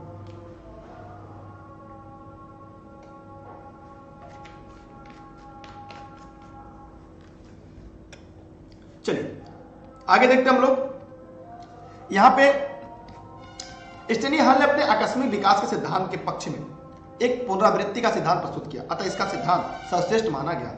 इसी कारण स्टेनी हॉल को किशोरावस्था का जनक माना गया है। यह इंपॉर्टेंट है, यहां से आपकी परीक्षा में सवाल आते हैं। और सभी लोग वीडियो को लाइक और शेयर कर दीजिएगा, पैसे नहीं कटेंगे आपके जितने इस वीडियो को देख रहे हैं। अच्छा, आप लोग को एमसीक्यू प्रश्न ही पढ़ना। चलिए आधे का सीरीज किसी तरह खत्म करा लीजिए आप लोग, उसके बाद भाई हम आपके मन का ही करेंगे। अगर आप चाहेंगे तो एमसीक्यू ही लेकर आएंगे, ठीक है। आगे देखते हैं हम लोग। बाल्यावस्था युवावस्था के मध्य का काल, बाल्यावस्था व युवावस्था के मध्य काल किशोरावस्था कहलाती है। इस काल में बालक परिपक्वता की ओर संक्रमण करता है, प्रवेश करता है। किशोरावस्था वो अवस्था होती है जिसमें बालक परिपक्वता की ओर अग्रसर होता है। इसकी समाप्ति पर यह पूर्ण परिपक्व व्यक्ति बन जाता है। पूर्व किशोरावस्था, तरुणावस्था, वह संधि, इस अवस्था में लड़कियां 11 से 13 वर्ष तक, लड़के 12-14 वर्ष तक की होती है। द्रुत व तीव्र विकास का काल, समस्याओं की आयु, तूफान और उलझन की अवस्था कहते हैं। यहां से एक प्रश्न परीक्षा में पूछा जाता है। पूर्व किशोरावस्था को टीनेज कहते हैं, एज ऑफ ब्यूटी कहते हैं, एज ऑफ प्यूबर्टी के नाम से भी जानते हैं। इसकी स्क्रीनशॉट रख लीजिएगा, यहां से परीक्षा में सवाल आते हैं और हम चाहते हैं कि जहां से भी परीक्षा में सवाल आए गलत ना हो, ठीक है, गलत ना होने पाए। चलिए, अब लड़कों की अपेक्षा लड़कियों का विकास तीव्र होता है इसमें, ठीक है। आगे चलते हैं। 11 से 13 वर्ष में लड़कियों की लंबाई, आवाज कोमल सुरीली, बगल गुप्तांगों बाल, मासिक धर्म आना शुरू हो जाता है। शारीरिक और मानसिक विकास बाल्यावस्था का बच्चा तेज गति से होती है। 12 से 14 वर्ष में लड़कों का विकास तीव्र गति से होता है। बालक बिगड़ना सुधरना इसी काल में निर्भर करता है। बच्चों का बिगड़ना इस अवस्था में बाल्यावस्था का अंत होने से पहले किशोरावस्था शुरू होने के उपरांत खत्म होती है। प्रारंभिक व उत्तर किशोरावस्था यह 13 से 19 वर्ष तक होता है। आइए विशेष क्या क्या है, काफी इंपॉर्टेंट है, आप चाहे इसके स्क्रीनशॉट रख लें। नया जन्म काल स्टेनी हॉल ने कहा। परिवर्तन काल, सर्वाधिक शारीरिक परिवर्तन होता है इसलिए इसे कहा जाता है परिवर्तन काल। दबाव, तूफान, संघर्ष, तनाव का काल स्टेनी हॉल ने कहा। जीवन का सबसे कठिन काल किलपैट्रिक ने कहा। परिवर्ती अवस्था, विशिष्टता की खोज का समय, आकस्मिक त्वरित विकास की आयु, स्वर्ण काल, बसंत ऋतु, समायोजन का भाव, देशभक्ति की भावना, संवेग, अस्थिरता,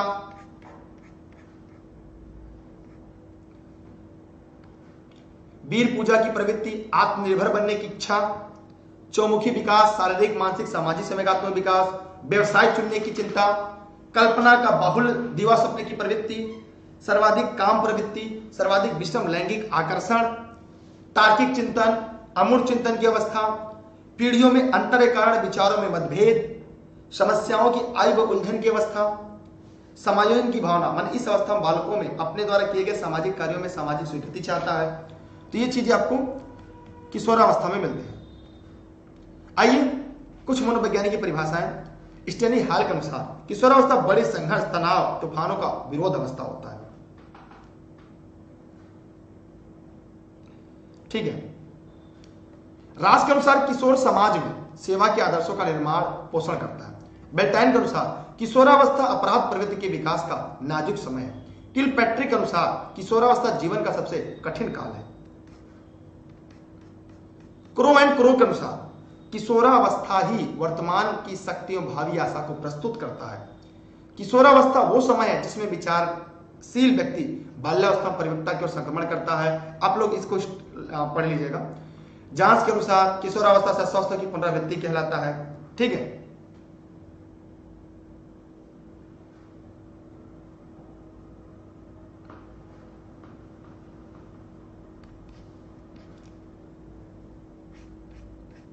हाइडी कमेटी 11 एवं 12 वर्ष की आयु में बालकों को नसों में ज्वार भाटा उठना प्रारंभ हो जाता है। इसे किशोरावस्था के नाम से पुकारा जाता है। इस ज्वार का सबसे पहले उपयोग कर लिया जाए, उसकी शक्ति धारा के साथ साथ नई यात्रा में आरंभ कर दी जाए, सफलता मिल सकती है। कुछ की पॉइंट है, मतलब जिस समय किशोरावस्था में होता है बच्चा, उससे देशभक्ति की भावना जोर शोर करती है क्योंकि संवेग अधिक उत्पन्न होता है, स्वतः ही खत्म भी हो जाती है। इस अवस्था में संवेग अस्थिर होते हैं। इस अवस्था में बालक किसी प्रसिद्ध व्यक्ति विद्वान को अपना आदर्श मानता है, उसकी जैसे अपने आप को ढालने की कोशिश करता है। वीर पूजा का भाव, सेंस ऑफ हैरी वर्शिप विद्यमान होता है। कुछ बालक विशिष्ट दिखने के लिए अलग अलग हेयर स्टाइल, वेशभूषा का चयन करते हैं। बच्चों में जैसे फलों की प्रवृत्ति, अलग अलग कलर करना, पक्षियों की आकृति, बाल कटवाना, मतलब विशेष दिखने का उनके अंदर, मतलब वो ये चाहते हैं सबसे अलग दिखे, डिफरेंट दिखे, ठीक है। वो अलग दिखने का प्रयास करते हैं इस अवस्था में।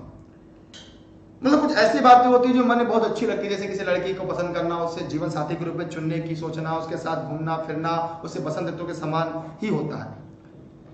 हम आगे देखते हैं इसमें क्या होता है। इस आयु में बालक को व्यवसाय, शादी, जीवन साथी चिंता होती है, इसलिए इस आयु की समस्याओं की आयु, उलझन की आयु भी कहते हैं। यहां पे हमने देखा कि शारीरिक विकास में सबसे महत्व पहले नाड़ी संस्थान, नर्वस सिस्टम का विकास होता है। वयः संधि में शारीरिक वृद्धि की गति पुनः एक बार तीव्र हो जाती है, इसलिए पॉवर्टी ग्रोथ ऑफ स्पोर्ट भी कहते हैं। मार्गरेट मीड नामक अमेरिकन महिला मनोवैज्ञानिक को मानव शास्त्री ने प्रशांत महासागर के समोआ द्वीप की अविकसित संस्कृति की बालिकाओं को किशोरावस्था का अध्ययन करके बताया कि किशोरावस्था तूफान व तनाव संस्कृति की प्रभावित होती है। ठीक है, आप चाहे तो इनकी पुस्तक का नाम भी याद कर सकते हैं।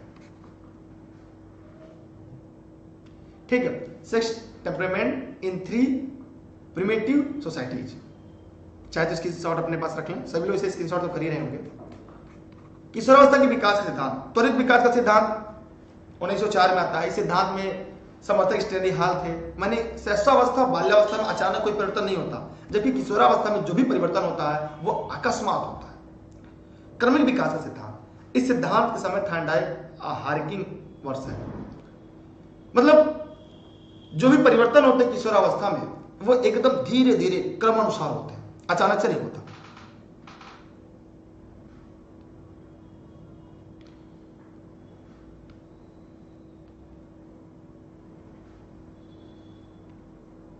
आइए, स्वतंत्रता के किशोरावस्था की विशेषता क्या होती है। स्वतंत्रता का विद्रोही भावना, प्रतिष्ठा एवं पदवी की अवस्था, कल्पना का बाहुल्य, वीर पूजा की भावना, वित्तीय समस्या, मादक वस्तुओं के सेवन के व्यवहार में परिवर्तन, बुद्धि का अधिकतम विकास, रुचि में परिवर्तन, बहुमुखी प्रवृत्ति, आत्महत्या की प्रवृत्ति का विकास, समूह को महत्व, घनिष्ठ मित्रता, काम शक्ति की परिपक्वता, क्रियाशीलता, जीवन दर्शन का निर्माण, नैतिक विकास, दिवा स्वप्न की स्थिति, मनोरंजनात्मक अभिरुचि, व्यवसाय की चिंता, समाज सेवा की भावना, ईश्वर और धर्म में विश्वास, स्वाभिमान की भावना, अपराध प्रवृत्ति का विकास, 3 संवेगात्मक विकास, मतलब ये चीजें, यौन आकर्षण का मुक्ता, अध्ययन में रुचि, निषेधात्मक व्यवहार। तो ये किशोरावस्था की महत्वपूर्ण बिंदु थी जहां से परीक्षा में सवाल आते हैं। चाहे तो आप इसकी स्क्रीनशॉट रख सकते हैं।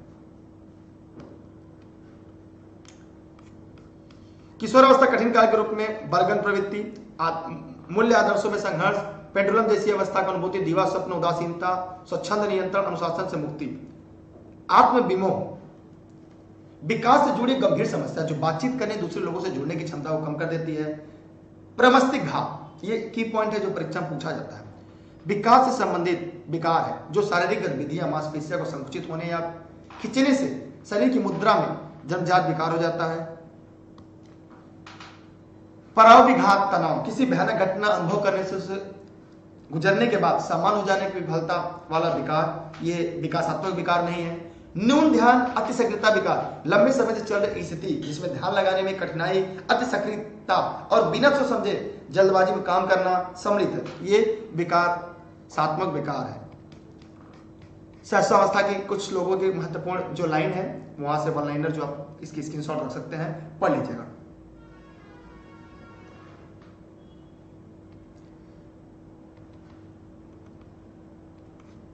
सब लोग स्क्रीनशॉट ले लीजिएगा।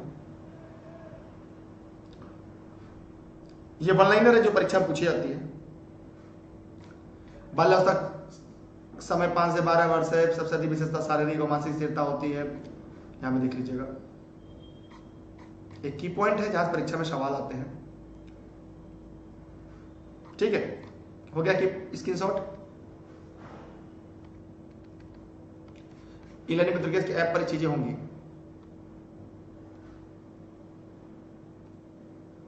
चलिए स्क्रीनशॉट कर लीजिएगा आराम से। किस अवस्था में यौवन और बाल्यावस्था मध्य पड़ने वाले संधिकाल कहा जाता है, किशोरावस्था कहा जाता है। ठीक है, स्क्रीनशॉट हो गया सबका।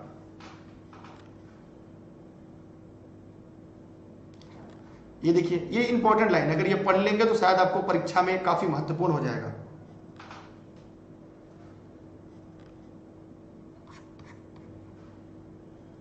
मध्यावस्था क्या होती है, इसे 41-60 वर्ष में रखा है। ऐसी अवस्था व्यक्ति अपने पारिवारिक दायित्वों को पूर्ण करने की स्थिति में होता है। इस समय व्यक्ति सुख शांति उपदिष्टा से जीने की कामना करता है।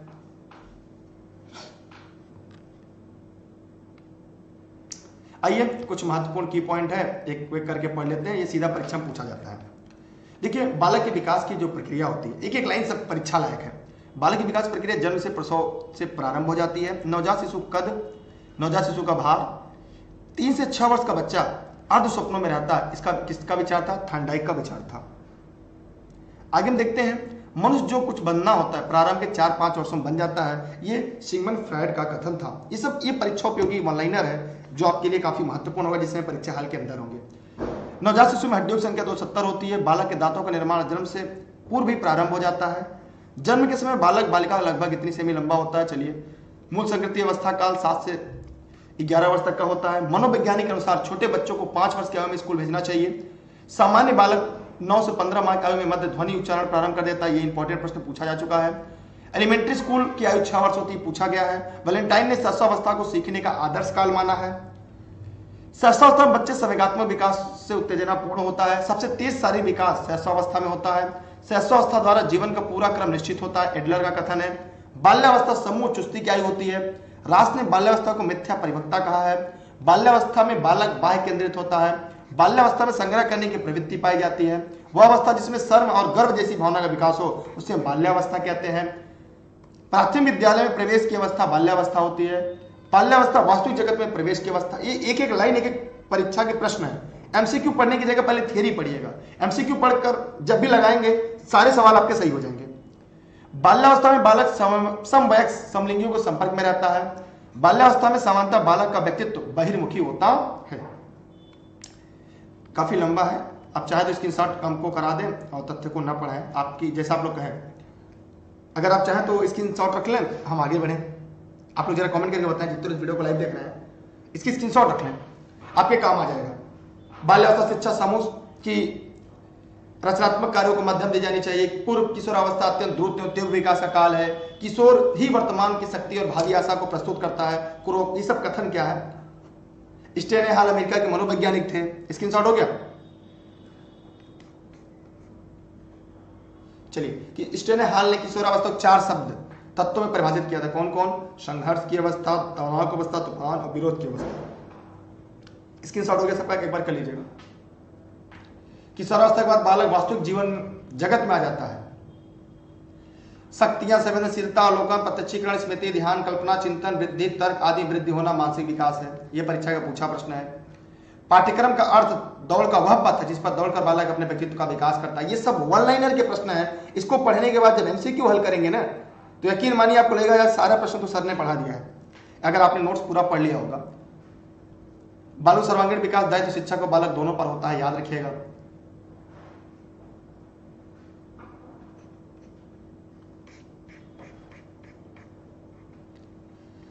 निचली कक्षाओं में शिक्षण में खेल प्रवृत्ति पद्धति रूप में मूल विकास अभिवृद्धि मनोविज्ञान सिद्धांतों पर आधारित होती है।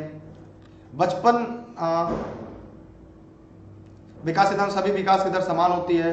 किशोर दुष्टता स्वयं सरोकार का अनुभव करता है। स्क्रीनशॉट हो गया सबका। चलिए आगे चलते हैं। सब की पॉइंट है परीक्षा के लिए। संकल्पनाओं की व्यवस्थित प्रस्तुत विकास संधान का विकास विषम जाति सहायता की ओर अग्रसर होता है। विकास का परिपक्वता वही संबंध जो दीपक प्रतिक्रिया से इंपॉर्टेंट है। ये लाइन मासिक परिपक्वता ऊंचाई को छूने की प्रयत्नशीलता रहना किशोरावस्था संबंधित है। विकास किशोरावस्था काल में अधिक दबाव और तनाव का काल कहा गया है। बाल्यावस्था व विकास अवस्था जिसे सुनहरी अवस्था कहा जाता है। अपने बच्चे अपने बुद्धि विकास हेतु कठोर परिश्रम करते हैं। सिगमंड फ्रॉइड विकास अवस्था के अनुसार अव्यक्तावस्था प्रारंभिक विद्यालय आयु को समझा जाता है। किशोरावस्था में संवेगों की तीव्रता नई परिस्थितियों का संघर्ष के रूप में प्रकट होता है। स्क्रीनशॉट कर लीजिएगा, स्क्रीनशॉट कर लीजिएगा, थियरी हम लोगों ने पढ़ी लिया है, ठीक है। स्क्रीनशॉट सब लोग कर लीजिएगा, नोट्स आपने देखिए। अब हम देखते हैं बालक का शारीरिक विकास। तो हम ज्यादा यहाँ पे टाइम आपका नहीं लेंगे क्योंकि यहाँ आप लोगों ने पढ़ लिया है, केवल आप इसकी स्क्रीनशॉट रख लें और ई लर्निंग विद दुर्गेश की ऐप पर इसकी पीडीएफ होगी, वहां से आप प्राप्त कर सकते हैं जो प्ले स्टोर पर है। तो हम यहाँ पे नहीं चाहेंगे कि आप इसमें ज्यादा अपना समय दें, ठीक है। यहाँ पर क्या होता है, स्क्रीनशॉट कर लीजिएगा सब लोग। आइए अब यहाँ पे देखते हैं कुछ इंपॉर्टेंट। हड्डियों में जुड़ने के अस्थिकरण कहते हैं, हड्डियां मजबूत होने को दृढ़ीकरण कहते हैं। ये दो प्रश्न आपका यहाँ से बन जाएगा। ये क्या क्या चीजें होती हैं देख लीजिएगा। शारीरिक विकास कैसे होता है, स्क्रीनशॉट कर लीजिए सब लोग। हो गया सबका स्क्रीनशॉट?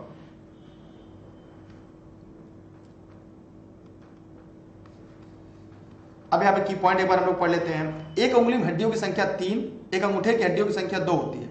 हाथ की पूरी उंगलियां कुल हड्डियों की संख्या 3 + 3 + 3 + 3 + 2 होती है। माने अगर देखा जाए एक उंगली में हड्डियों की संख्या 3, एक उंगली में हड्डियों की संख्या 3 होती है, एक अंगूठे में हड्डियों की संख्या 2 होती है। हाथ की पूरी उंगली में कुल हड्डी कितनी होती है? 3 3 6, मतलब 4 उंगलियां नॉर्मल होती हैं, तो 4 3 12 2 14, तो पूरे एक हाथ में कुल 14 हड्डियां होती हैं। यह इंपॉर्टेंट है, ठीक है, यह इंपॉर्टेंट है। आप लोग चाहे तो इसकी भी स्क्रीनशॉट आप लोग रख लें। चेहरे पे कुल हड्डियों की संख्या 14, खोपड़ी में हड्डियों की संख्या 8, कपाल में हड्डियों की संख्या 8 और 8 16, एक कान में हड्डियों की संख्या 3, गर्दन में हड्डियों की संख्या 1 होती है। इंपॉर्टेंट। रीढ़ की हड्डी कशेरुका में 33 और कुल हड्डियों की संख्या 30 होती है। सबसे ऊपरी कशेरुका का नाम एटलस, सबसे निचली का नाम एक्सिस है।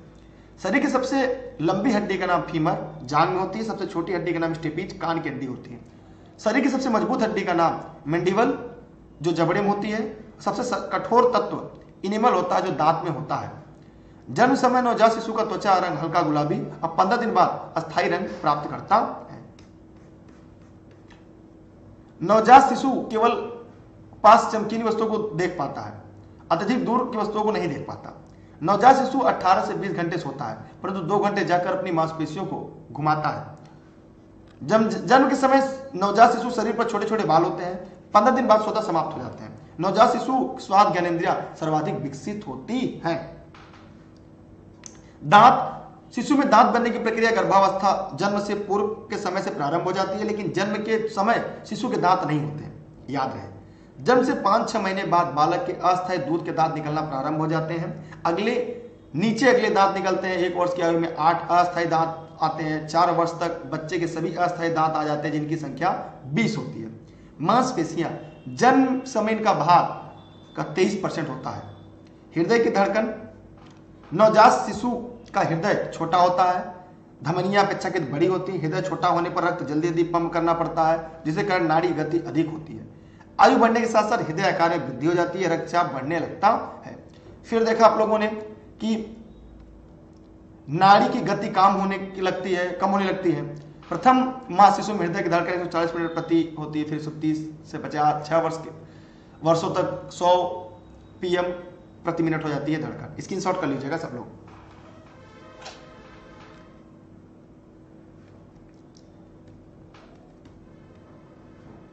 आगे देखते हैं हम लोग। नवजात शिशु की अवस्था, मोरो अवस्था क्या होती है? जब तीव्र शोर होता है, बच्चा अपने शरीर कमर को मोड़ते हुए भुजा आगे की ओर फेंकता है और अपने भुजाओं के साथ लाता है, कुछ पकड़ रहा है। नवजात शिशु के आगे कोई भी वस्तु लाने पर हाथ पैरों से उस वस्तु को पकड़ने की कोशिश करता है। इस क्रिया को मोरो कहते हैं। रूटिंग अवस्था, उसके गाल को छूने पर अपना मुंह खोलता था, सिर को घुमाता है, इस क्रिया को रूटिंग कहते हैं। बेबेंस्की अवस्था, यदि बच्चे के पैर तलवे को ठोका जाता है तो पैर की उंगलियां ऊपर की ओर जाती हैं और फिर आगे मुड़ जाती हैं, इस क्रिया को बेबेंस्की कहते हैं। पकड़ना, बच्चे की हथेली, देखिए नवजात शिशु की अवस्थाएं के बारे में हो रही है। बच्चे की हथेली को यदि उंगली अथवा किसी अन्य वस्तु से दबाया जाए तो बच्चा उंगली पकड़ लेता है। फीटल एक्टिविटीज, माने गर्भस्थ शिशु के हाथ पैर स्वतः क्रिया अथवा गति होना फीटल एक्टिविटीज कहलाता है। बल्किंग, तेज प्रकाश होने पर बच्चा आंख बंद करता है, इसे हम बल्किंग कहते हैं। अंशकालीन परन्यूचेट पीरियड, इसमें बच्चे गर्भनाल को काटकर बच्चे की मां से अलग किया जाता है। जन्म से आधे घंटे की आयु तक बालक परचुनेट कहलाता है। क्या कहलाता है? परचुनेट कहलाता है। बालक में शारीरिक विकास क्या क्या होता है, इसकी स्क्रीनशॉट रख लीजिएगा। बाल्यावस्था में क्या क्या चीजें होती हैं, इस सबकी स्क्रीनशॉट रख लीजिएगा। सब लोग यहां से परीक्षा में प्रश्न आते हैं। ठीक,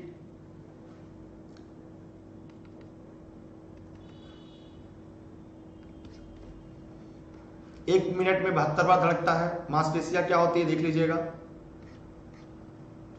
किशोरावस्था में शारीरिक विकास क्या क्या होता है एक बार आप लोग देख लीजिएगा सभी लोग। ठीक, सभी लोग इसी स्क्रीनशॉट रख लीजिए अपने पास।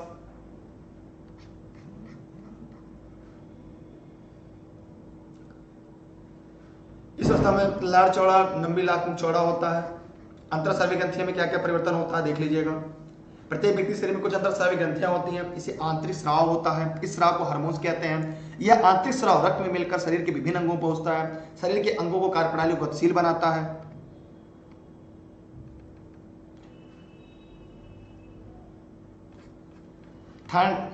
थायराइड ग्रंथि क्या होता है, बालक के गले में रहती है।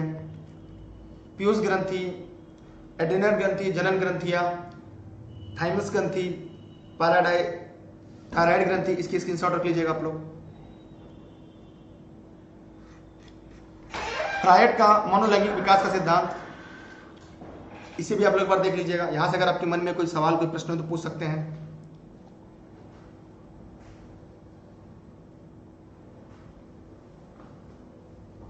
ठीक है,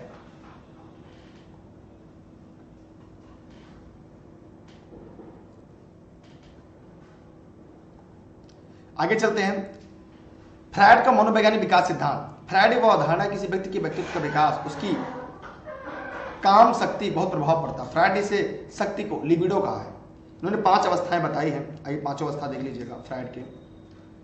मुखी अवस्था, गुदी अवस्था, लैंगिक अवस्था और अदृश्य अवस्था, जननेंद्रिय अवस्था। इन्होंने 5 अवस्थाएं बताई है। इसकी स्क्रीनशॉट आप लोग कर ले सकते हैं।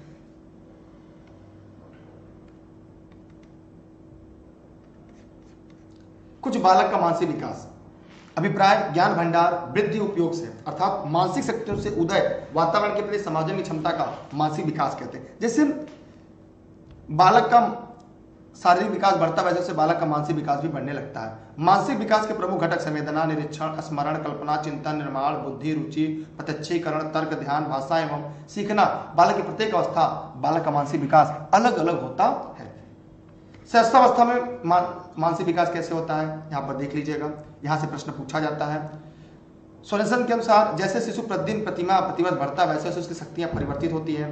जॉन लॉक के अनुसार नवजात शिशु का मस्तिष्क कोरे कागज के समान होता है, जिस पर वह अपने अनुभव लिखता है। इस अवस्था में शिशु रोना, चौंकना क्रियाएं होती हैं। दूसरा सप्ताह प्रकाश चमकीला वस्तु को देखता है। तीसरा माह माता को सही पहचानने लग जाता है। छठे माह प्रेम और क्रोध भाव को समझ लेता है, आवाज का अनुकरण करने लगता है।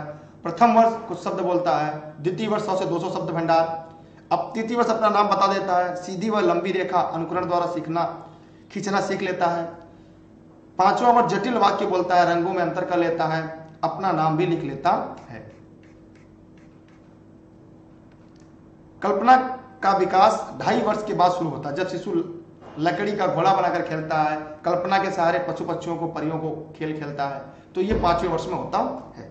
2.5 वर्ष के बाद शुरू हो जाता है ये।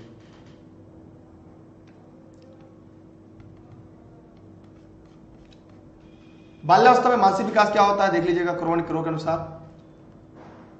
बाल्यावस्था में बालक के चिंतनशील परिपक्वता आ जाती है। 6ठे वर्ष में क्या होता है, 14-15 तक गिनती सुनाने की योग्यता आ जाती है। स्मरण शक्ति भी विकास होता है। 7वें वर्ष साधारण वस्तु में अंतर बता लेता है।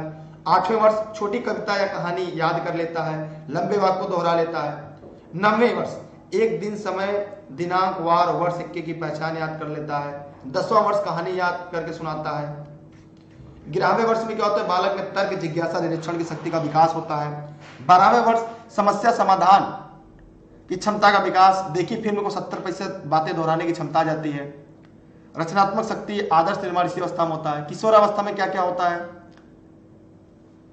स्मृति, इस अवस्था में स्मृति का तीव्र विकास होता है तेजी से। कल्पना शक्ति, इस अवस्था में कल्पना शक्ति बहुत अधिक बढ़ जाती है। किशोर दिवा स्वप्न में खो जाता है। कविता लेखन, कहानी, चित्र, रंगीत, संगीत, पत्र लेखन में कल्पना की उड़ान स्पष्ट व्यक्तिगत हो जाती है, दृष्टिगत हो जाती है। किशोरावस्था में अवधान की क्षमता बढ़ना, तर्क निर्णय शक्ति वृद्धि, रुचियों में विकास होता है। किशोरावस्था शब्द भंडार बढ़ने, सही प्रयोग की क्षमता का विकास होने में, भाषा प्रभावित शुद्ध विचार अभिव्यक्ति अनुकूल हो जाती है। इस अवस्था में मस्तिष्क की क्रियाशीलता तीव्र हो जाती है। बालक का सामाजिक विकास, सामाजिक विकास का मतलब है कि सामाजिक संबंधों में परिपक्वता प्राप्त करना। बच्चे प्राकृतिक रूप से सामाजिक होते हैं। सामाजिकरण की प्रक्रिया जन्म के साथ शुरू हो जाती है और पूरे जीवन काल चलती है। जन्म के समय बच्चे में सामाजिकता का कोई गुण नहीं होता, लेकिन सामाजिक व्यवहार में स्थिरता न होकर परिवर्तनशीलता होती है। इस प्रकार हम यह कह सकते हैं या मान सकते हैं कि सामाजिकरण की प्रक्रिया निरंतर चलती रहती है। जन्म से पूर्व बालक अप्रत्यक्ष रूप से समाज में प्रभावित होता है। ठीक है, अब चाहे तो इसकी स्क्रीनशॉट अपने पास रख लें। सहस्त्रावस्था में सामाजिक विकास कैसा होता है, आप लोग इसकी भी स्क्रीनशॉट रख लें सभी लोग, क्योंकि देखिए काफी महत्वपूर्ण नोट्स है आप लोग के लिए, और ये नोट्स आप चाहे तो इसे ई-लर्निंग विद दुर्गेश के ऐप से भी प्राप्त कर सकते हैं सभी लोग। कुर्बान करो के आधार पर 1 माह का बच्चा कैसे, 2 माह का, 3 माह का बच्चा क्या क्या करता है, यहाँ पे देख लीजिएगा, स्क्रीनशॉट सब लोग ले लीजिएगा सभी लोग। 1 माह का बालक चूसने जैसी गतिविधि, घर में वयस्क लोगों की क्रिया को प्रत्युत्तर देने लगता है। 2 माह में मानव आवाज पहचान कर ध्वनि में अंतर करने लगता है, दूसरों को देखकर मुस्कुराता है। 3 माह का अपनी माँ को पहचानने लगता है, उससे अलग होने पर दुखी होता है। 4 माह में बालक बातें करने पर रोना बंद कर देता है, अपने आप को उठाने के लिए बाहें फैलाने लगता है। 5 माह में बालक क्रोधपूर्ण ध्वनि एवं मृतत्व ध्वनियों में अंतर करना शुरू कर देता है, क्रोध प्रेम का भाव प्रकट करने लगता है। 6 माह अपने लोगों को पहचानने लगता है, पराये से डरने लगता है। ठीक है, चलिए ये चीजें आप लोग के लिए महत्वपूर्ण है।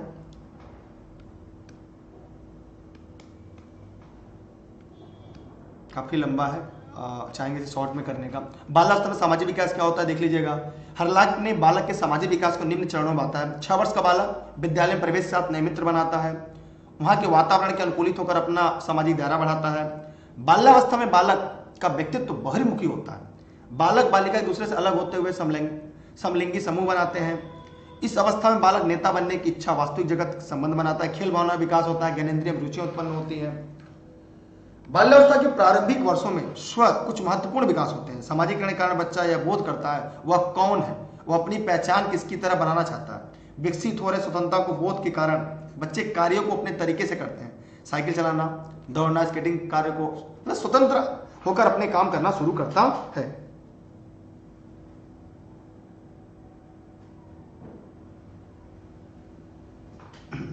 ठीक है, किशोरावस्था में सामाजिक विकास कैसा होता है देखिए यहाँ पे। समूह का निर्माण करना, बालक भ्रमण, आनंद, मनोरंजन हेतु समूह बनाते हैं। गुणों का विकास, नेतृत्व करना, सद्भावना का विकास। दबाव माने माता पिता के मतभेद व संघर्ष होता रहता है। नैतिक आचरण, आदर्श अपनाने के लिए निर्देश देते हैं, जिससे किशोर संघर्ष और दबाव की अवस्था में रहते हैं। भावी जीवन की चिंता की जीवन प्रति हमेशा चिंता रहती है, जैसे शादी, व्यवसाय, पैसा कहाँ से आएगा, परीक्षा में कैसे क्या करना है, नंबर ज्यादा आएगा कम आएगा, उसका परिणाम क्या होगा। समूह भक्ति, किशोरावस्था में किशोर समूह के प्रति अत्यधिक निष्ठा दर्शाते हैं।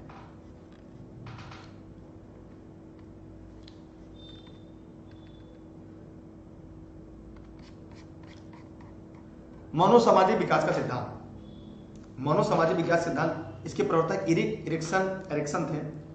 ये 9 फ्रायडवादी मनोविज्ञानी माने जाते हैं और फ्रायड सिद्धांत की काफी सीमा तक समर्थन करते हैं, लेकिन इन्हें फ्रायड की तरह कामुकता महत्वपूर्ण नहीं माना। इनके सिद्धांत व्यक्तिगत, सामाजिक, सांस्कृतिक या सामाजिक विकास को समन्वित किया है। इसे मनोसामाजिक सिद्धांत कहा जाता है। कुछ सिद्धांत को कुछ मनोवैज्ञानिक जीवन अवधि के विकास सिद्धांत भी कहा। एरिक्सन ने अपनी प्रसिद्ध कृति चाइल्डहुड एंड सोसाइटी 1963 में स्पष्ट किया, मनुष्य केवल जैविक और मानसिक प्राणी ही नहीं है, बल्कि एक सामाजिक प्राणी है। एरिक्सन ने सिद्धांत के पूरे जीवन अवधि को 8 भागों में बांटा है। कितने भागों में बांटा है? 8 विभिन्न अवस्थाओं में बांटा है। यह परीक्षा में पूछता है कितने भागों में बांटा गया है। ठीक है, विश्वास बनाना विश्वास बनाम आत्मविश्वास। शैशवावस्था में बच्चे अपने माता पिता को देखकर उचित स्नेह प्रेम मिलता है, उन्हें विश्वास या भाव विकसित करता है। जब माता पिता बच्चों को रोते बिखरते चिल्लाते छोड़ जाते हैं तो उनमें अविश्वास की भावना विकसित हो जाती है। जैसे मिलने जाते हैं स्कूल में तो जैसे रोने लगते हैं, फिर उसको रोते हुए छोड़ चले जाते हैं, तो उनके अंदर विश्वास बनाम आत्मविश्वास ये 18 माह से 1.5 वर्ष तक होता है लगभग, मतलब वही 1.5 वर्ष तक, 18 माह कहिए। फिर स्वतंत्रता बनाम लज्जाशीलता। शक माने बालक अपने आप भोजन करना, कपड़े पहनना, दूसरों पर निर्भर रहना नहीं चाहता, वह खुद से कार्य करता है। दूसरी तरफ बहुत सख्त माता पिता बच्चों को साधारण कार्य करने पर भी डांट देते हैं तथा उनकी क्षमता पर शक करते हैं, जिन कारण बच्चे अपने अंदर लज्जा अनुभव करते हैं। स्वतंत्रता बनाम लज्जाशीलता। पहल शक्ति बनाम दोषित। माने ये 3 से 5 वर्ष में होता है। यहाँ बच्चों प्राक स्कूली वर्ष होता है। वे अवधि बालक की पूर्व प्रारंभिक अवस्था होती है।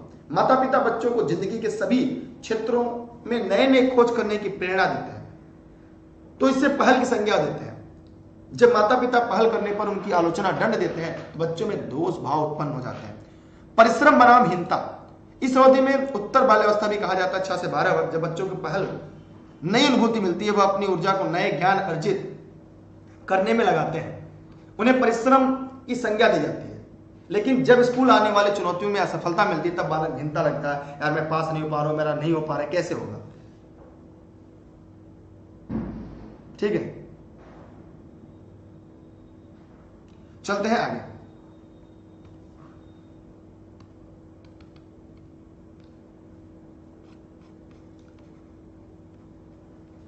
घनिष्ठता बनाम विलंघन माने अलगाव। माने ये आरंभिक वयस्क अवस्था होती है, युवा अवस्था की अवस्था होती है, मतलब ये 18 से 35 वर्ष तक होती है, जैसे इसमें हम और आप भी हैं।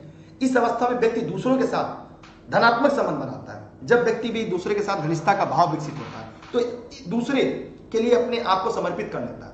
जब दूसरों के साथ घनिष्ठता विकसित नहीं कर पाता तो सामाजिक रूप से अलग हो जाता है। इस अवस्था को घनिष्ठता अथवा अलगाव का संघर्ष भी कहते हैं। जननात्मकता बनाम स्थिरता। यह अवस्था मध्य वयस्क अवस्था भी कहलाती है। इस अवस्था में व्यक्ति अगली पीढ़ी के लोगों को कल्याण, उस समाज के लिए जननात्मक उत्पादकता सम्मिलित करता है। लेकिन जब व्यक्ति जननात्मकता की चिंता उत्पन्न नहीं होती तो उसमें स्थिरता उत्पन्न हो जाती है। माने यही है कि आगे पीढ़ी क्या करेगी। जैसे ये 35 से 65 साल तक, 65 साल के बाद क्या होती है, अहम संपूर्णाम बनाम नैराश्य। इस अवस्था में 65 वर्ष के बाद मृत्यु तक की अवधि सम्मिलित होती है। इसमें बुढ़ापा की अवस्था कहा जाता है। इस अवस्था में व्यक्ति अपने पहले के समय को याद करता है, उसने सभी अवस्थाओं की जिम्मेदारी धनात्मक रूप से पूर्ण की है या नहीं। अगर परिणाम धनात्मक होता है तो संपूर्णता का भाव विकसित होता है, अगर परिणाम ऋणात्मक होता है तो नैराश्य का भाव होता है। समाजीकरण के साधन। परिवार, विद्यालय, समाज, राज्य, खेल तथा मित्र समुदाय। यह भी आपकी ईवीएस के सिलेबस में मिलेगा।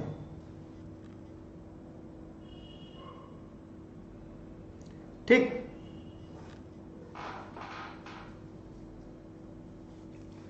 यहां तक देखिए, परिवार सामाजिक गुणों का पालक कहा जाता है। यह सामाजिकीकरण में बहुत महत्वपूर्ण भूमिका निभाते हैं।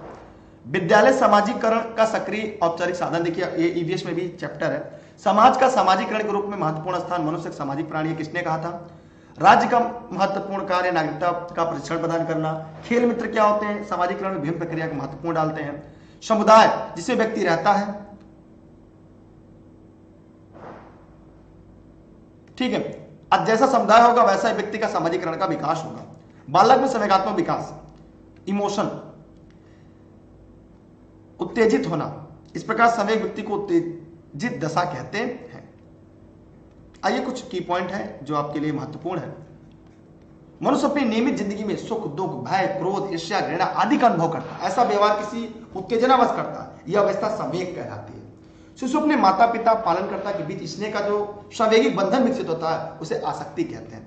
संवेग का प्रकार, संवेग 2 प्रकार के होते हैं, एक सकारात्मक एक नकारात्मक। जैसे जैसे खुशी मिलती है, आनंद मिलता है, स्नेह मिलता है, खुशी मिलती है। जैसे आप एक सरकारी टीचर बन जाए तो कैसा संवेग होगा, बहुत अच्छा लगेगा, उल्लास बढ़ेगा, स्नेह आनंद आएगा, हर्ष होगा, अपने जॉब के प्रति प्रेम होगा। ठीक है, तो ये कहां होता है, ये सकारात्मक संवेग होगा। ये कैसा संवेग होगा, ये सकारात्मक संवेग होगा। ठीक है, उसके बाद हम बात करते हैं नकारात्मक। कौन सा, नकारात्मक। तो नकारात्मक में क्या आता है, जैसे हो सकता है कुछ ऐसे भी हों जिनका चयन ना हो सकता है जो नकारात्मक सोच के लोग होते हैं उनके अंदर डर होता है, कष्ट होता है, देख के दूसरों को ईर्ष्या होती है, यार इसका हो गया मेरा नहीं हो रहा है, ईर्ष्या होती है, क्रोध आता है, चिंता होती है, काश मैंने भी थोड़ा सा और पढ़ लिया होता, काश प्रैक्टिस सेट की जगह कुछ थ्योरी पढ़ लिया होता, ताकि कुछ प्रश्न आपकी परीक्षा में मिल गए होते हैं। तो ये चीजें होती हैं नकारात्मक संवेग। आगे चलते हैं हम लोग।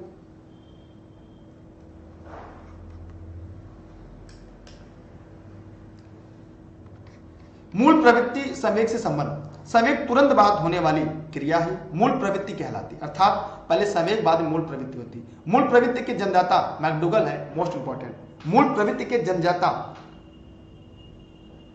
कौन होते हैं? मैकडूगल होते हैं। प्रसिद्ध मनोवैज्ञानिक विलियम मैकडूगल गिलफोर्ड ने सर्वाधिक महत्वपूर्ण संवेग भय को बताया।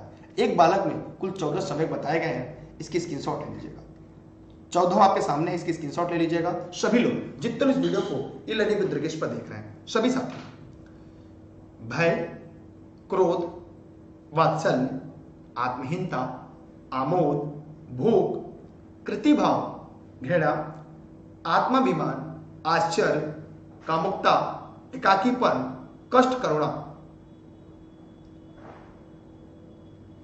भय से पलायन, क्रोध युद्धता, वात्सल्य संतान कामना।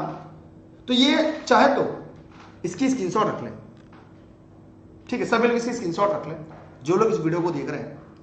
एक तरफ संवेग है, एक तरफ मूल प्रवृत्ति है। इनकी संख्या कुल कितनी है? कमेंट करके जवाब दीजिएगा, इनकी संख्या कुल कितनी है। आगे देखिए, यहां पे है जन्म समय उत्तेजना, 3 माह तक उत्तेजना आनंद कष्ट, 6 माह में उत्तेजना आनंद प्रेम घृणा क्रोध भय 6 माह, 18 माह तक उत्तेजना आनंद घृणा क्रोध भय, ठीक है, उल्लास ईर्ष्या कष्ट, उत्तेजना आनंद प्रेम घृणा क्रोध भय उल्लास, ये 14 माह। किसने कहा था यह बात? यह बात प्रसिद्ध मनोवैज्ञानिक ब्रिजेश ने। किसने? ब्रिजेश, ब्रिजेश, ठीक है। तो ये चीजें आपके परीक्षा के लिए काफी महत्वपूर्ण है। चलिए आगे चलते हैं। संवेगात्मक शिशुअवस्था में संवेगात्मक विकास कैसे होता है? यहां पे आप चाहें तो इसकी स्क्रीनशॉट रख लें। मतलब शिशु अपने परिवार के बड़े सदस्य संवेगात्मक व्यवहार का अनुकरण करता है, इसलिए वह सभी बातों से डरेगा जिनसे परिवार सदस्य को डर लगता है। जांच के अनुसार 2 वर्ष तक के शिशु सांप से डर नहीं लगता। 2 वर्ष के शिशु को सांप से डर नहीं लगता क्योंकि उसमें भय का विकास नहीं हुआ होता है। 3 वर्ष की आयु में अकेले रहने में पशु तथा अंधेरे से डर लगने लगता है उसे, ठीक है।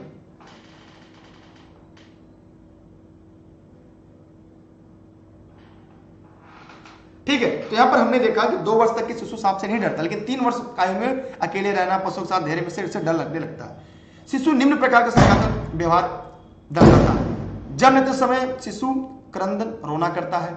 शिशु के संवेगात्मक व्यवहार में अस्थिरता होती है। रोते हुए शिशु को तुरंत खिलौना देकर हंसाया जा सकता है।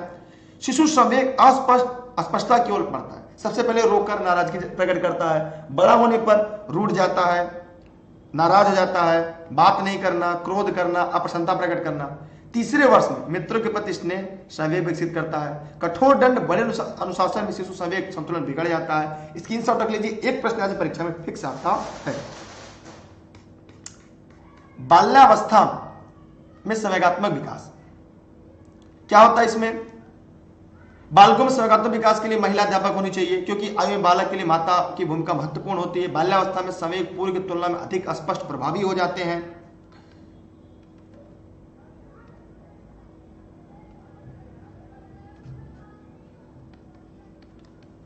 यहां पे देखते हैं बालकों में संवेग पर नियंत्रण के लिए बालक में समूह के प्रभाव घृणा, गुस्सा, ईर्ष्या, द्वेष अवांछित ढंग से आ जाते हैं।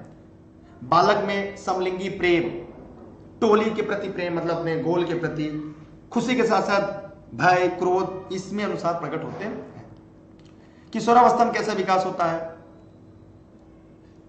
तीव्र विकास किशोरावस्था की प्रमुख विशेषता होती है।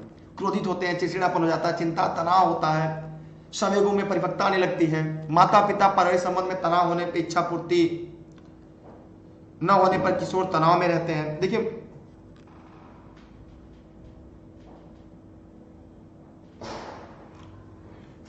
प्रेम, दया, क्रोध, सहानुभूति आदि संवेग अस्थायी रूप से प्राप्त कर लेते हैं। मतलब एक बार अगर आप इसकी स्क्रीनशॉट रख लेंगे, लास्ट टाइम अगर परीक्षा के 1 घंटे पहले भी एक बार इसकी देख लेंगे ना 1 घंटे में, तो लगभग आपके तैयारी जो पूरी हो जाएगी।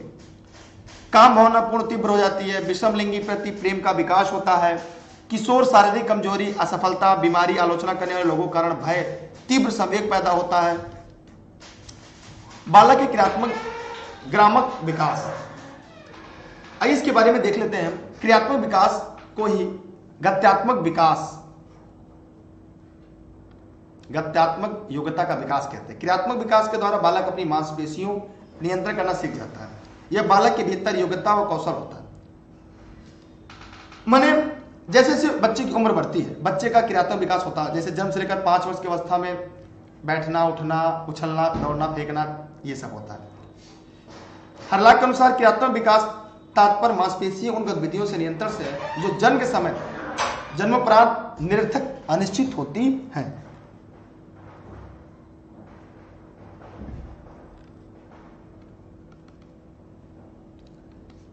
आगे देखिएगा,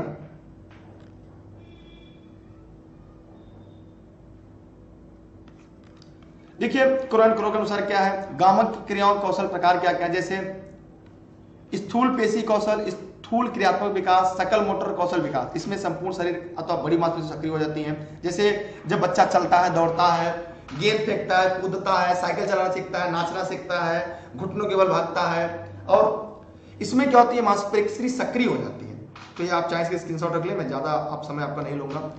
प्लेटो के अनुसार बच्चे की देखभाल एवं परवरिश जिस प्रकार से की जाती है उसी तरह अपने हाथों का प्रयोग करना सीख जाता है। बालक का दाएं हाथ होना माने ईश्वरीय देन है।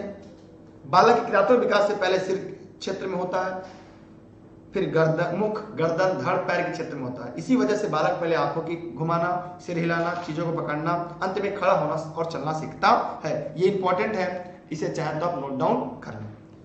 बालक में भाषा का विकास, बालक में भाषा का विकास क्या होता है ये देखते हैं। बालक की पहली भाषा होती है। जब शिशु का जन्म होता है पहली बार क्रदंत करता है और वही बालक की पहली भाषा होती है। किसी प्रकार स्वर, व्यंजन, अक्षर ज्ञान नहीं होता, लेकिन जब धीरे धीरे बालक ध्वनियों का उच्चारण करता है वैसे स्वर, व्यंजन, अक्षर की संख्या बढ़ती जाती है। 10 माह का बालक पहला शब्द बोलता है। कौन सा शब्द बोलता है, कमेंट करके बताइए। भाषा भावों को अभिव्यक्त करने का एक माध्यम है। भाषा के माध्यम से ही व्यक्ति अपने विचारों का आदान प्रदान करता है। ठीक है, और आगे चलते हैं।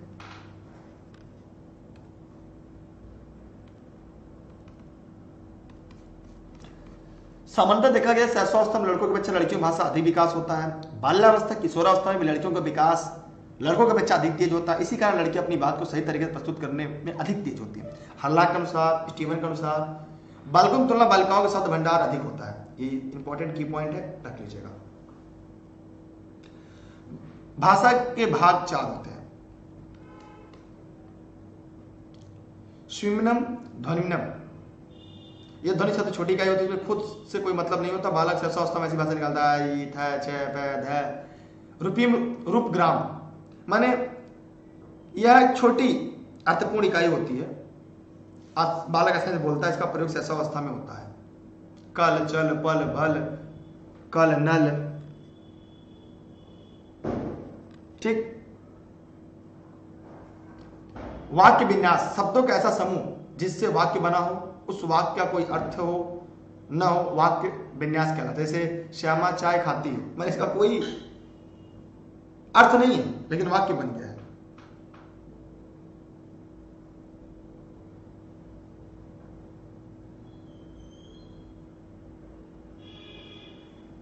चलिए आगे चलते हैं। अर्थ विन्यास, जब वाक्य में सभी अर्थपूर्ण शब्द हो, अर्थात जब वाक्य सभी अर्थ पूर्ण किए गए हो तो अर्थ विन्यास कहलाता है। श्यामा चाय पीती है।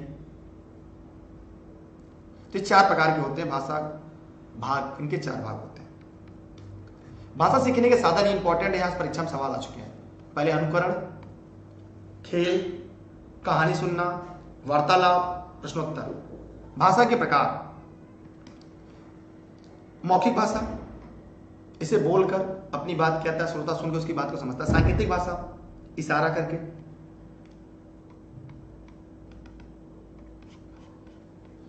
जैसे ट्रैफिक पुलिस हो गया। लिखित भाषा, लिखकर, जैसे मैं आपको दिखा रहा हूं, लिखित भाषा है।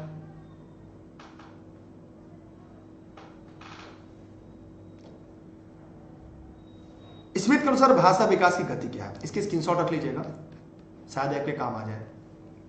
स्मिथ के अनुसार भाषा विकास की गति 10 माह में 1 शब्द, 1 वर्ष में 3, 1 से 3 वर्ष में 19। तो ये आप लोग को रख लीजिएगा, शब्द इंपॉर्टेंट है। भाषा चरण की अवस्थाएं: कंद या रोना। बालक की प्रथम ध्वनि पहली भाषा जन्म के पश्चात शिशु में सहज क्रिया के रूप में क्रंद पाया जाता है। यह भाषा का प्रथम रूप माना जाता है।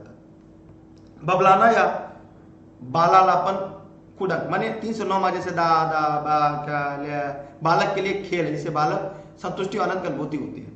अंग विक्षेप, हाव भाव, बालक अपने भाव को, विचार को अभिव्यक्त करता है, जैसे प्यास लगती है, भूख लगती है।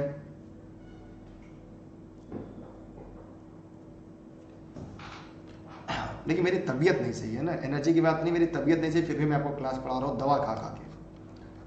प्रसिद्ध मनोवैज्ञानिक सैमसन और लिपिस्ट के अनुसार बालक के शब्दकोश क्या है, देख लीजिएगा। भाषा विकास सिद्धांत चॉम्स्की, एक प्रश्न पूछा जाता है। फिलाडेल्फिया के हैं ये। इनके अनुसार भाषा विकास जन्मजात योग्यता होती है। इनके अनुसार बच्चे बिना पढ़ाए जिस दर से शब्दों का तथा व्याकरण को अर्जित करते हैं, उनकी व्याख्या नहीं कर सकते। चॉम्स्की का मानना है कि भाषा विकास शारीरिक परिपक्वता की तरह उपयुक्त देखभाल करने पर बच्चे स्वतः होता है, जिससे किसी भाषा को सुनते हैं, व्याकरण को सरलता से सीख लेते हैं। इन्होंने भाषा सीखने के नियम बताए: सतही संरचना का नियम, गहरी संरचना का नियम। इससे में बोलना, पढ़ना, लिखना इत्यादि आता है। गहरी संरचना का नियम, इसके अंतर्गत भाषा का ज्ञान गहराई से प्राप्त किया जाता है। चॉम्स्की के अनुसार बालक में भाषा ग्रहण करने की जन्मजात प्रवृत्ति होती है। यह प्रश्न हूबहू लाइन पूछा आपकी परीक्षा में, जिसे भाषा के अर्जन तंत्र नाम से जाना जाता है। बालक की भाषा सुनना, उसकी व्याकरण अपने आप सीख ले जाता है। इसलिए इस सिद्धांत को जनरेटिव ग्रामर थ्योरी कहा जाता है। जैसे हम ही आपसे कहें ईबीएस की क्लास इसके बाद होगी, तो आप अगर चाहकर भी ग्रामर गलत करके बोल सकते हैं। जैसे अगली क्लास ईबीएस की होगी, तो जरा इसकी ग्रामर सेंटेंस बदल कर देखिए, क्या आप ऐसा कर पाते हैं? क्या ऐसा करना आपके लिए पॉसिबल है? नहीं हो पाएगा। और आगे चलते हैं हम।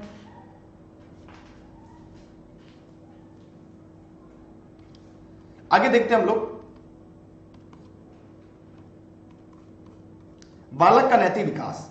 यहां से स्क्रीनशॉट रख लीजिएगा, और यहां से प्रश्न आते हैं आपकी परीक्षा में। और समय कम है क्योंकि इतनी थियरी पढ़ने से कोई मतलब नहीं, लेकिन फिर भी आपको पढ़ा दे रहे, चाहे स्क्रीनशॉट ले लें। स्वकेंद्रीय अवस्था, पूर्ण नैतिक अवस्था, आधारहीन अवस्था।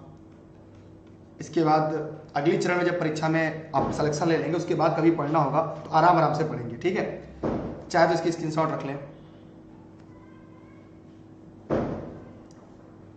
चलिए, जैसे आइए, इसको पढ़ना ही पड़ेगा, मुझे लग रहा है इंपॉर्टेंट है, हम तो सोचे आगे चलना पड़ेगा। देखिए, नैतिक व्यवहार का मतलब है समाज के नैतिक संहिता के अनुसार व्यवहार करना। मोरल माने व्यवहार, विधि, रीति रिवाज, लोक विधियां सीखना।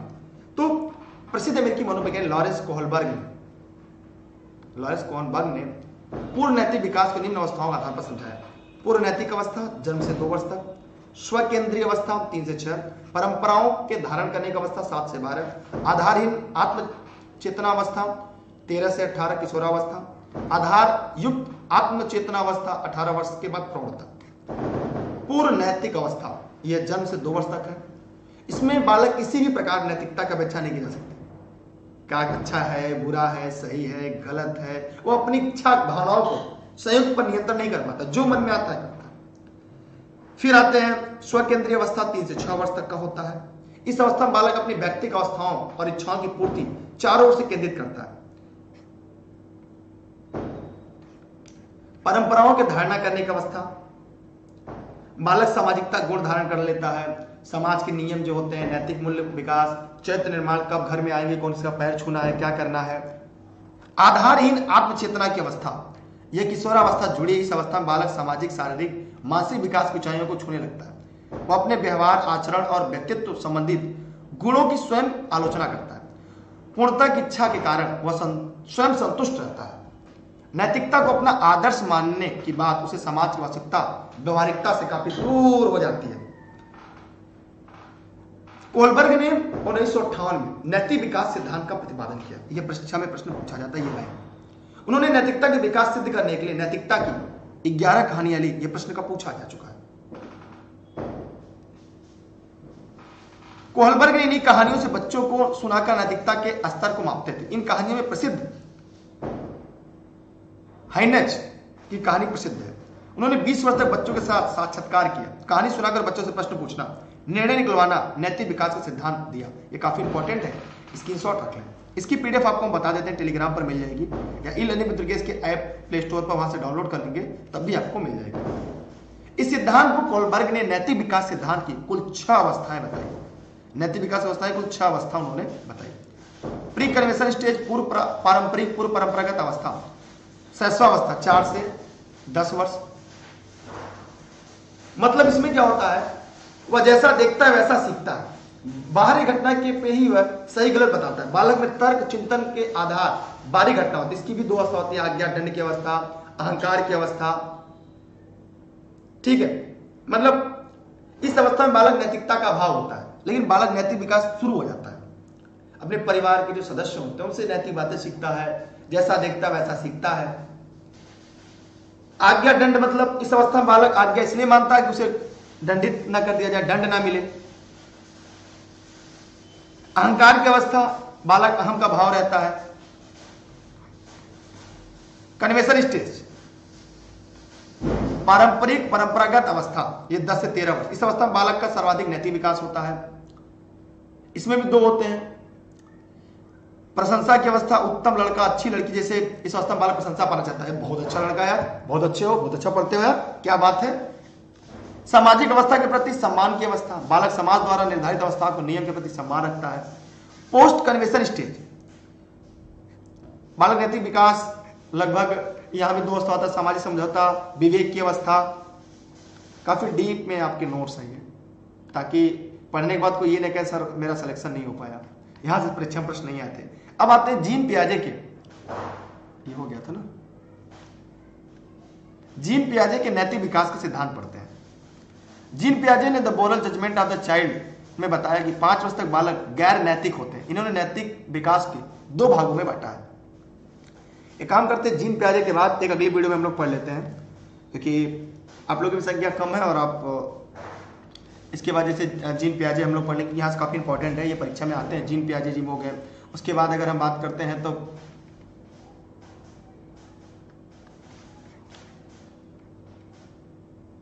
अमेरिकी जो मनोवैज्ञानिक है यूरी बॉनफ्रेनर है, इनके बारे में हम लोग आगे पढ़ लेंगे। देखिए ये सब इंपॉर्टेंट थियरी है। फिर वाइगोत्स्की हैं, ठीक है, फिर क्या है, वाइगोत्स्की जो है, इनके बारे में हम लोग पढ़ लेते हैं। इनके सांस्कृतिक विकास का सिद्धांत क्या है, जेडपीडी क्या, अभी कोई हम पढ़ा रहे थे, कोई जेडपीडी पूछा था, ठीक है। चलिए निम्नता जेपीडी क्या है, आगे इसके बारे में लोग बात कर लेंगे। बालक विकास के कौन कौन से प्रभावित करने वाले कारक क्या है, बालक विकास के परिणाम क्या है, इनको हम लोग आगे देख लेंगे। वैसे आप लोग कहेंगे तो मैं भाई एमसीक्यू ही लाएंगे, अगर आप लोग यही पढ़ना चाहते हैं तो। देखिए बहुत इंपॉर्टेंट है, लेकिन आप लोग पता नहीं क्यों आप लोग को एमसीक्यू के चक्कर में पड़े रहते हैं। वंशाक्रम का सिद्धांत क्या है, इनका प्रभाव क्या होता है, वातावरण क्या होता है, बालक पर प्रभाव कैसे पड़ता है, जैसे कुछ की पॉइंट है, चाहे तो आप इसे स्क्रीनशॉट के तौर पर रख लें अपने पास।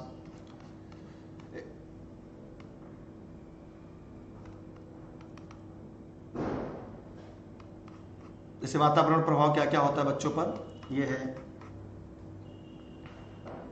फिर रहन सहन की शैली, विनम्र माता पिता, कठोर अनुशासित, प्रिय, स्नेह से वंचित बालक, सखा, ये चीजें देख लीजिएगा। बालक बहुमुखी प्रभाव, वंश परंपरा, गुण वातावरण और विकास होता है। बालक का विकास वातावरण और वंश परंपरा दोनों का फल होता है। बाल विकास सिद्धांत कुछ हैं जो परीक्षा में पूछे जाते हैं, जैसे सम मनोलैंगिक विकास समाधान फ्रायड का है, मनो सामाजिक सिद्धांत इरिक एरिक्सन का है, नैतिक विकास सिद्धांत कोलबर्ग का है, सामाजिक संवेगी पास्तिका सिद्धांत यूरी बोनफ्रेनिवेनर का है, भाषाई विकास सिद्धांत चौमास्की जी का है, सामाजिक सांस्कृतिक विकास सिद्धांत वाइगॉत्स्की का, संज्ञात्मक विकास सिद्धांत जीन पियाजे का। एक प्रश्न आज आपकी परीक्षा में पूछा जाता है, ठीक है।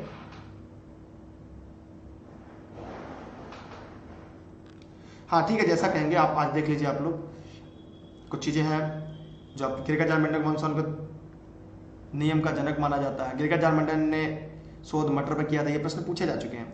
वंशानुक्रम समानताओं और विभिन्नताओं के उपस्थिति प्रारंभिक आभास ग्रीस के दार्शनिक अस्तु के विचारों से मिलता है। देखिए काफी महत्वपूर्ण ये सब की पॉइंट है जो परीक्षा में पूछे जाते हैं, वो भी एक तरफ है। इसको भी हम लोग आगे अब कल ही पढ़ते हैं, ठीक है। चलिए इसके बाद आगे चीजें हम लेकर आएंगे। कुछ अधिगम का अर्थ क्या है, अब अधिगम ही शुरू हो जाता है, यहीं से आपका अधिगम शुरू हो जाएगा।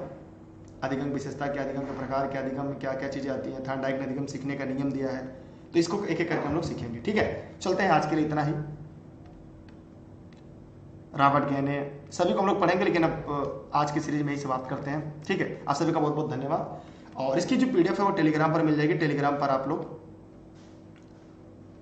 दुर्गेश सर सर्च करिएगा, ये लर्निंग विद दुर्गेश आएगा, उसे ज्वाइन कर लीजिएगा, ठीक है। और बाकी यहाँ पे नंबर दिया गया है, आप घर बैठे नोट्स प्राप्त कर सकते हैं, क्लास प्राप्त कर सकते हैं। मेरी क्लास आप सभी को निःशुल्क देश हित में, राष्ट्र हित में उपलब्ध है। और अगर आप चाहें संपूर्ण चीज़ें तो ई लर्निंग विद दुर्गेश के ऐप पर है, वहाँ पे आप जाके प्राप्त कर सकते हैं। Facebook page, Instagram, Twitter. अगली क्लास की जो लिंक है वो टेलीग्राम पर उपलब्ध हो जाएगी। हो सकता है अगली क्लास आपके लिए हो, तो आप लोग तुरंत टेलीग्राम ज्वाइन कर लीजिएगा। आप सभी को बहुत बहुत धन्यवाद, बेस्ट ऑफ लक, जय हिंद जय भारत। ये नोट्स काफ़ी महत्वपूर्ण और अहम था, और अगर आपने इस नोट्स को एक बार पूरा कंप्लीटली पढ़ लिया, मतलब मुझे लगता है 10-7 घंटे लगेंगे, पूरा कंप्लीट पढ़ने में 8 घंटे लगेंगे, तो इससे बाहर आपकी परीक्षा में प्रश्न नहीं है। आप सभी का बहुत बहुत धन्यवाद, थैंक्स टू ऑल, जय हिंद, बाय बाय।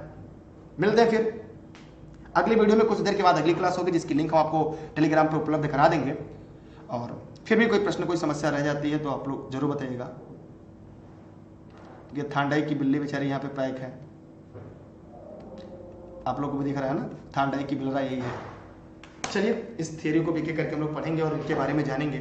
और इसके बाद एक एक टॉपिक पढ़ाए होते तो ज़्यादा सही रहता, अच्छा भी आता, मज़ा भी आता। लेकिन अब क्या किया जाए, आप लोग को थियरी खत्म करनी थी तो मैराथन के रूप में ले लिया। एक आध क्लास और ले लेंगे ना तो लगभग समाप्त हो जाएगा, ठीक है। इसी तरह अन्य क्लास भी करवा देंगे। थैंक यू आप सभी का, पुनः जय हिंद जय भारत।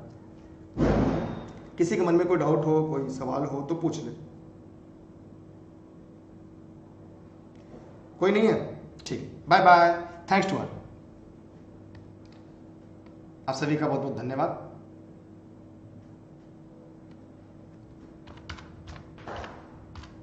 सभी नोट्स चीजें आपको मिल जाएंगी, ई लर्निंग विद दुर्गेश से प्राप्त कर सकते हैं।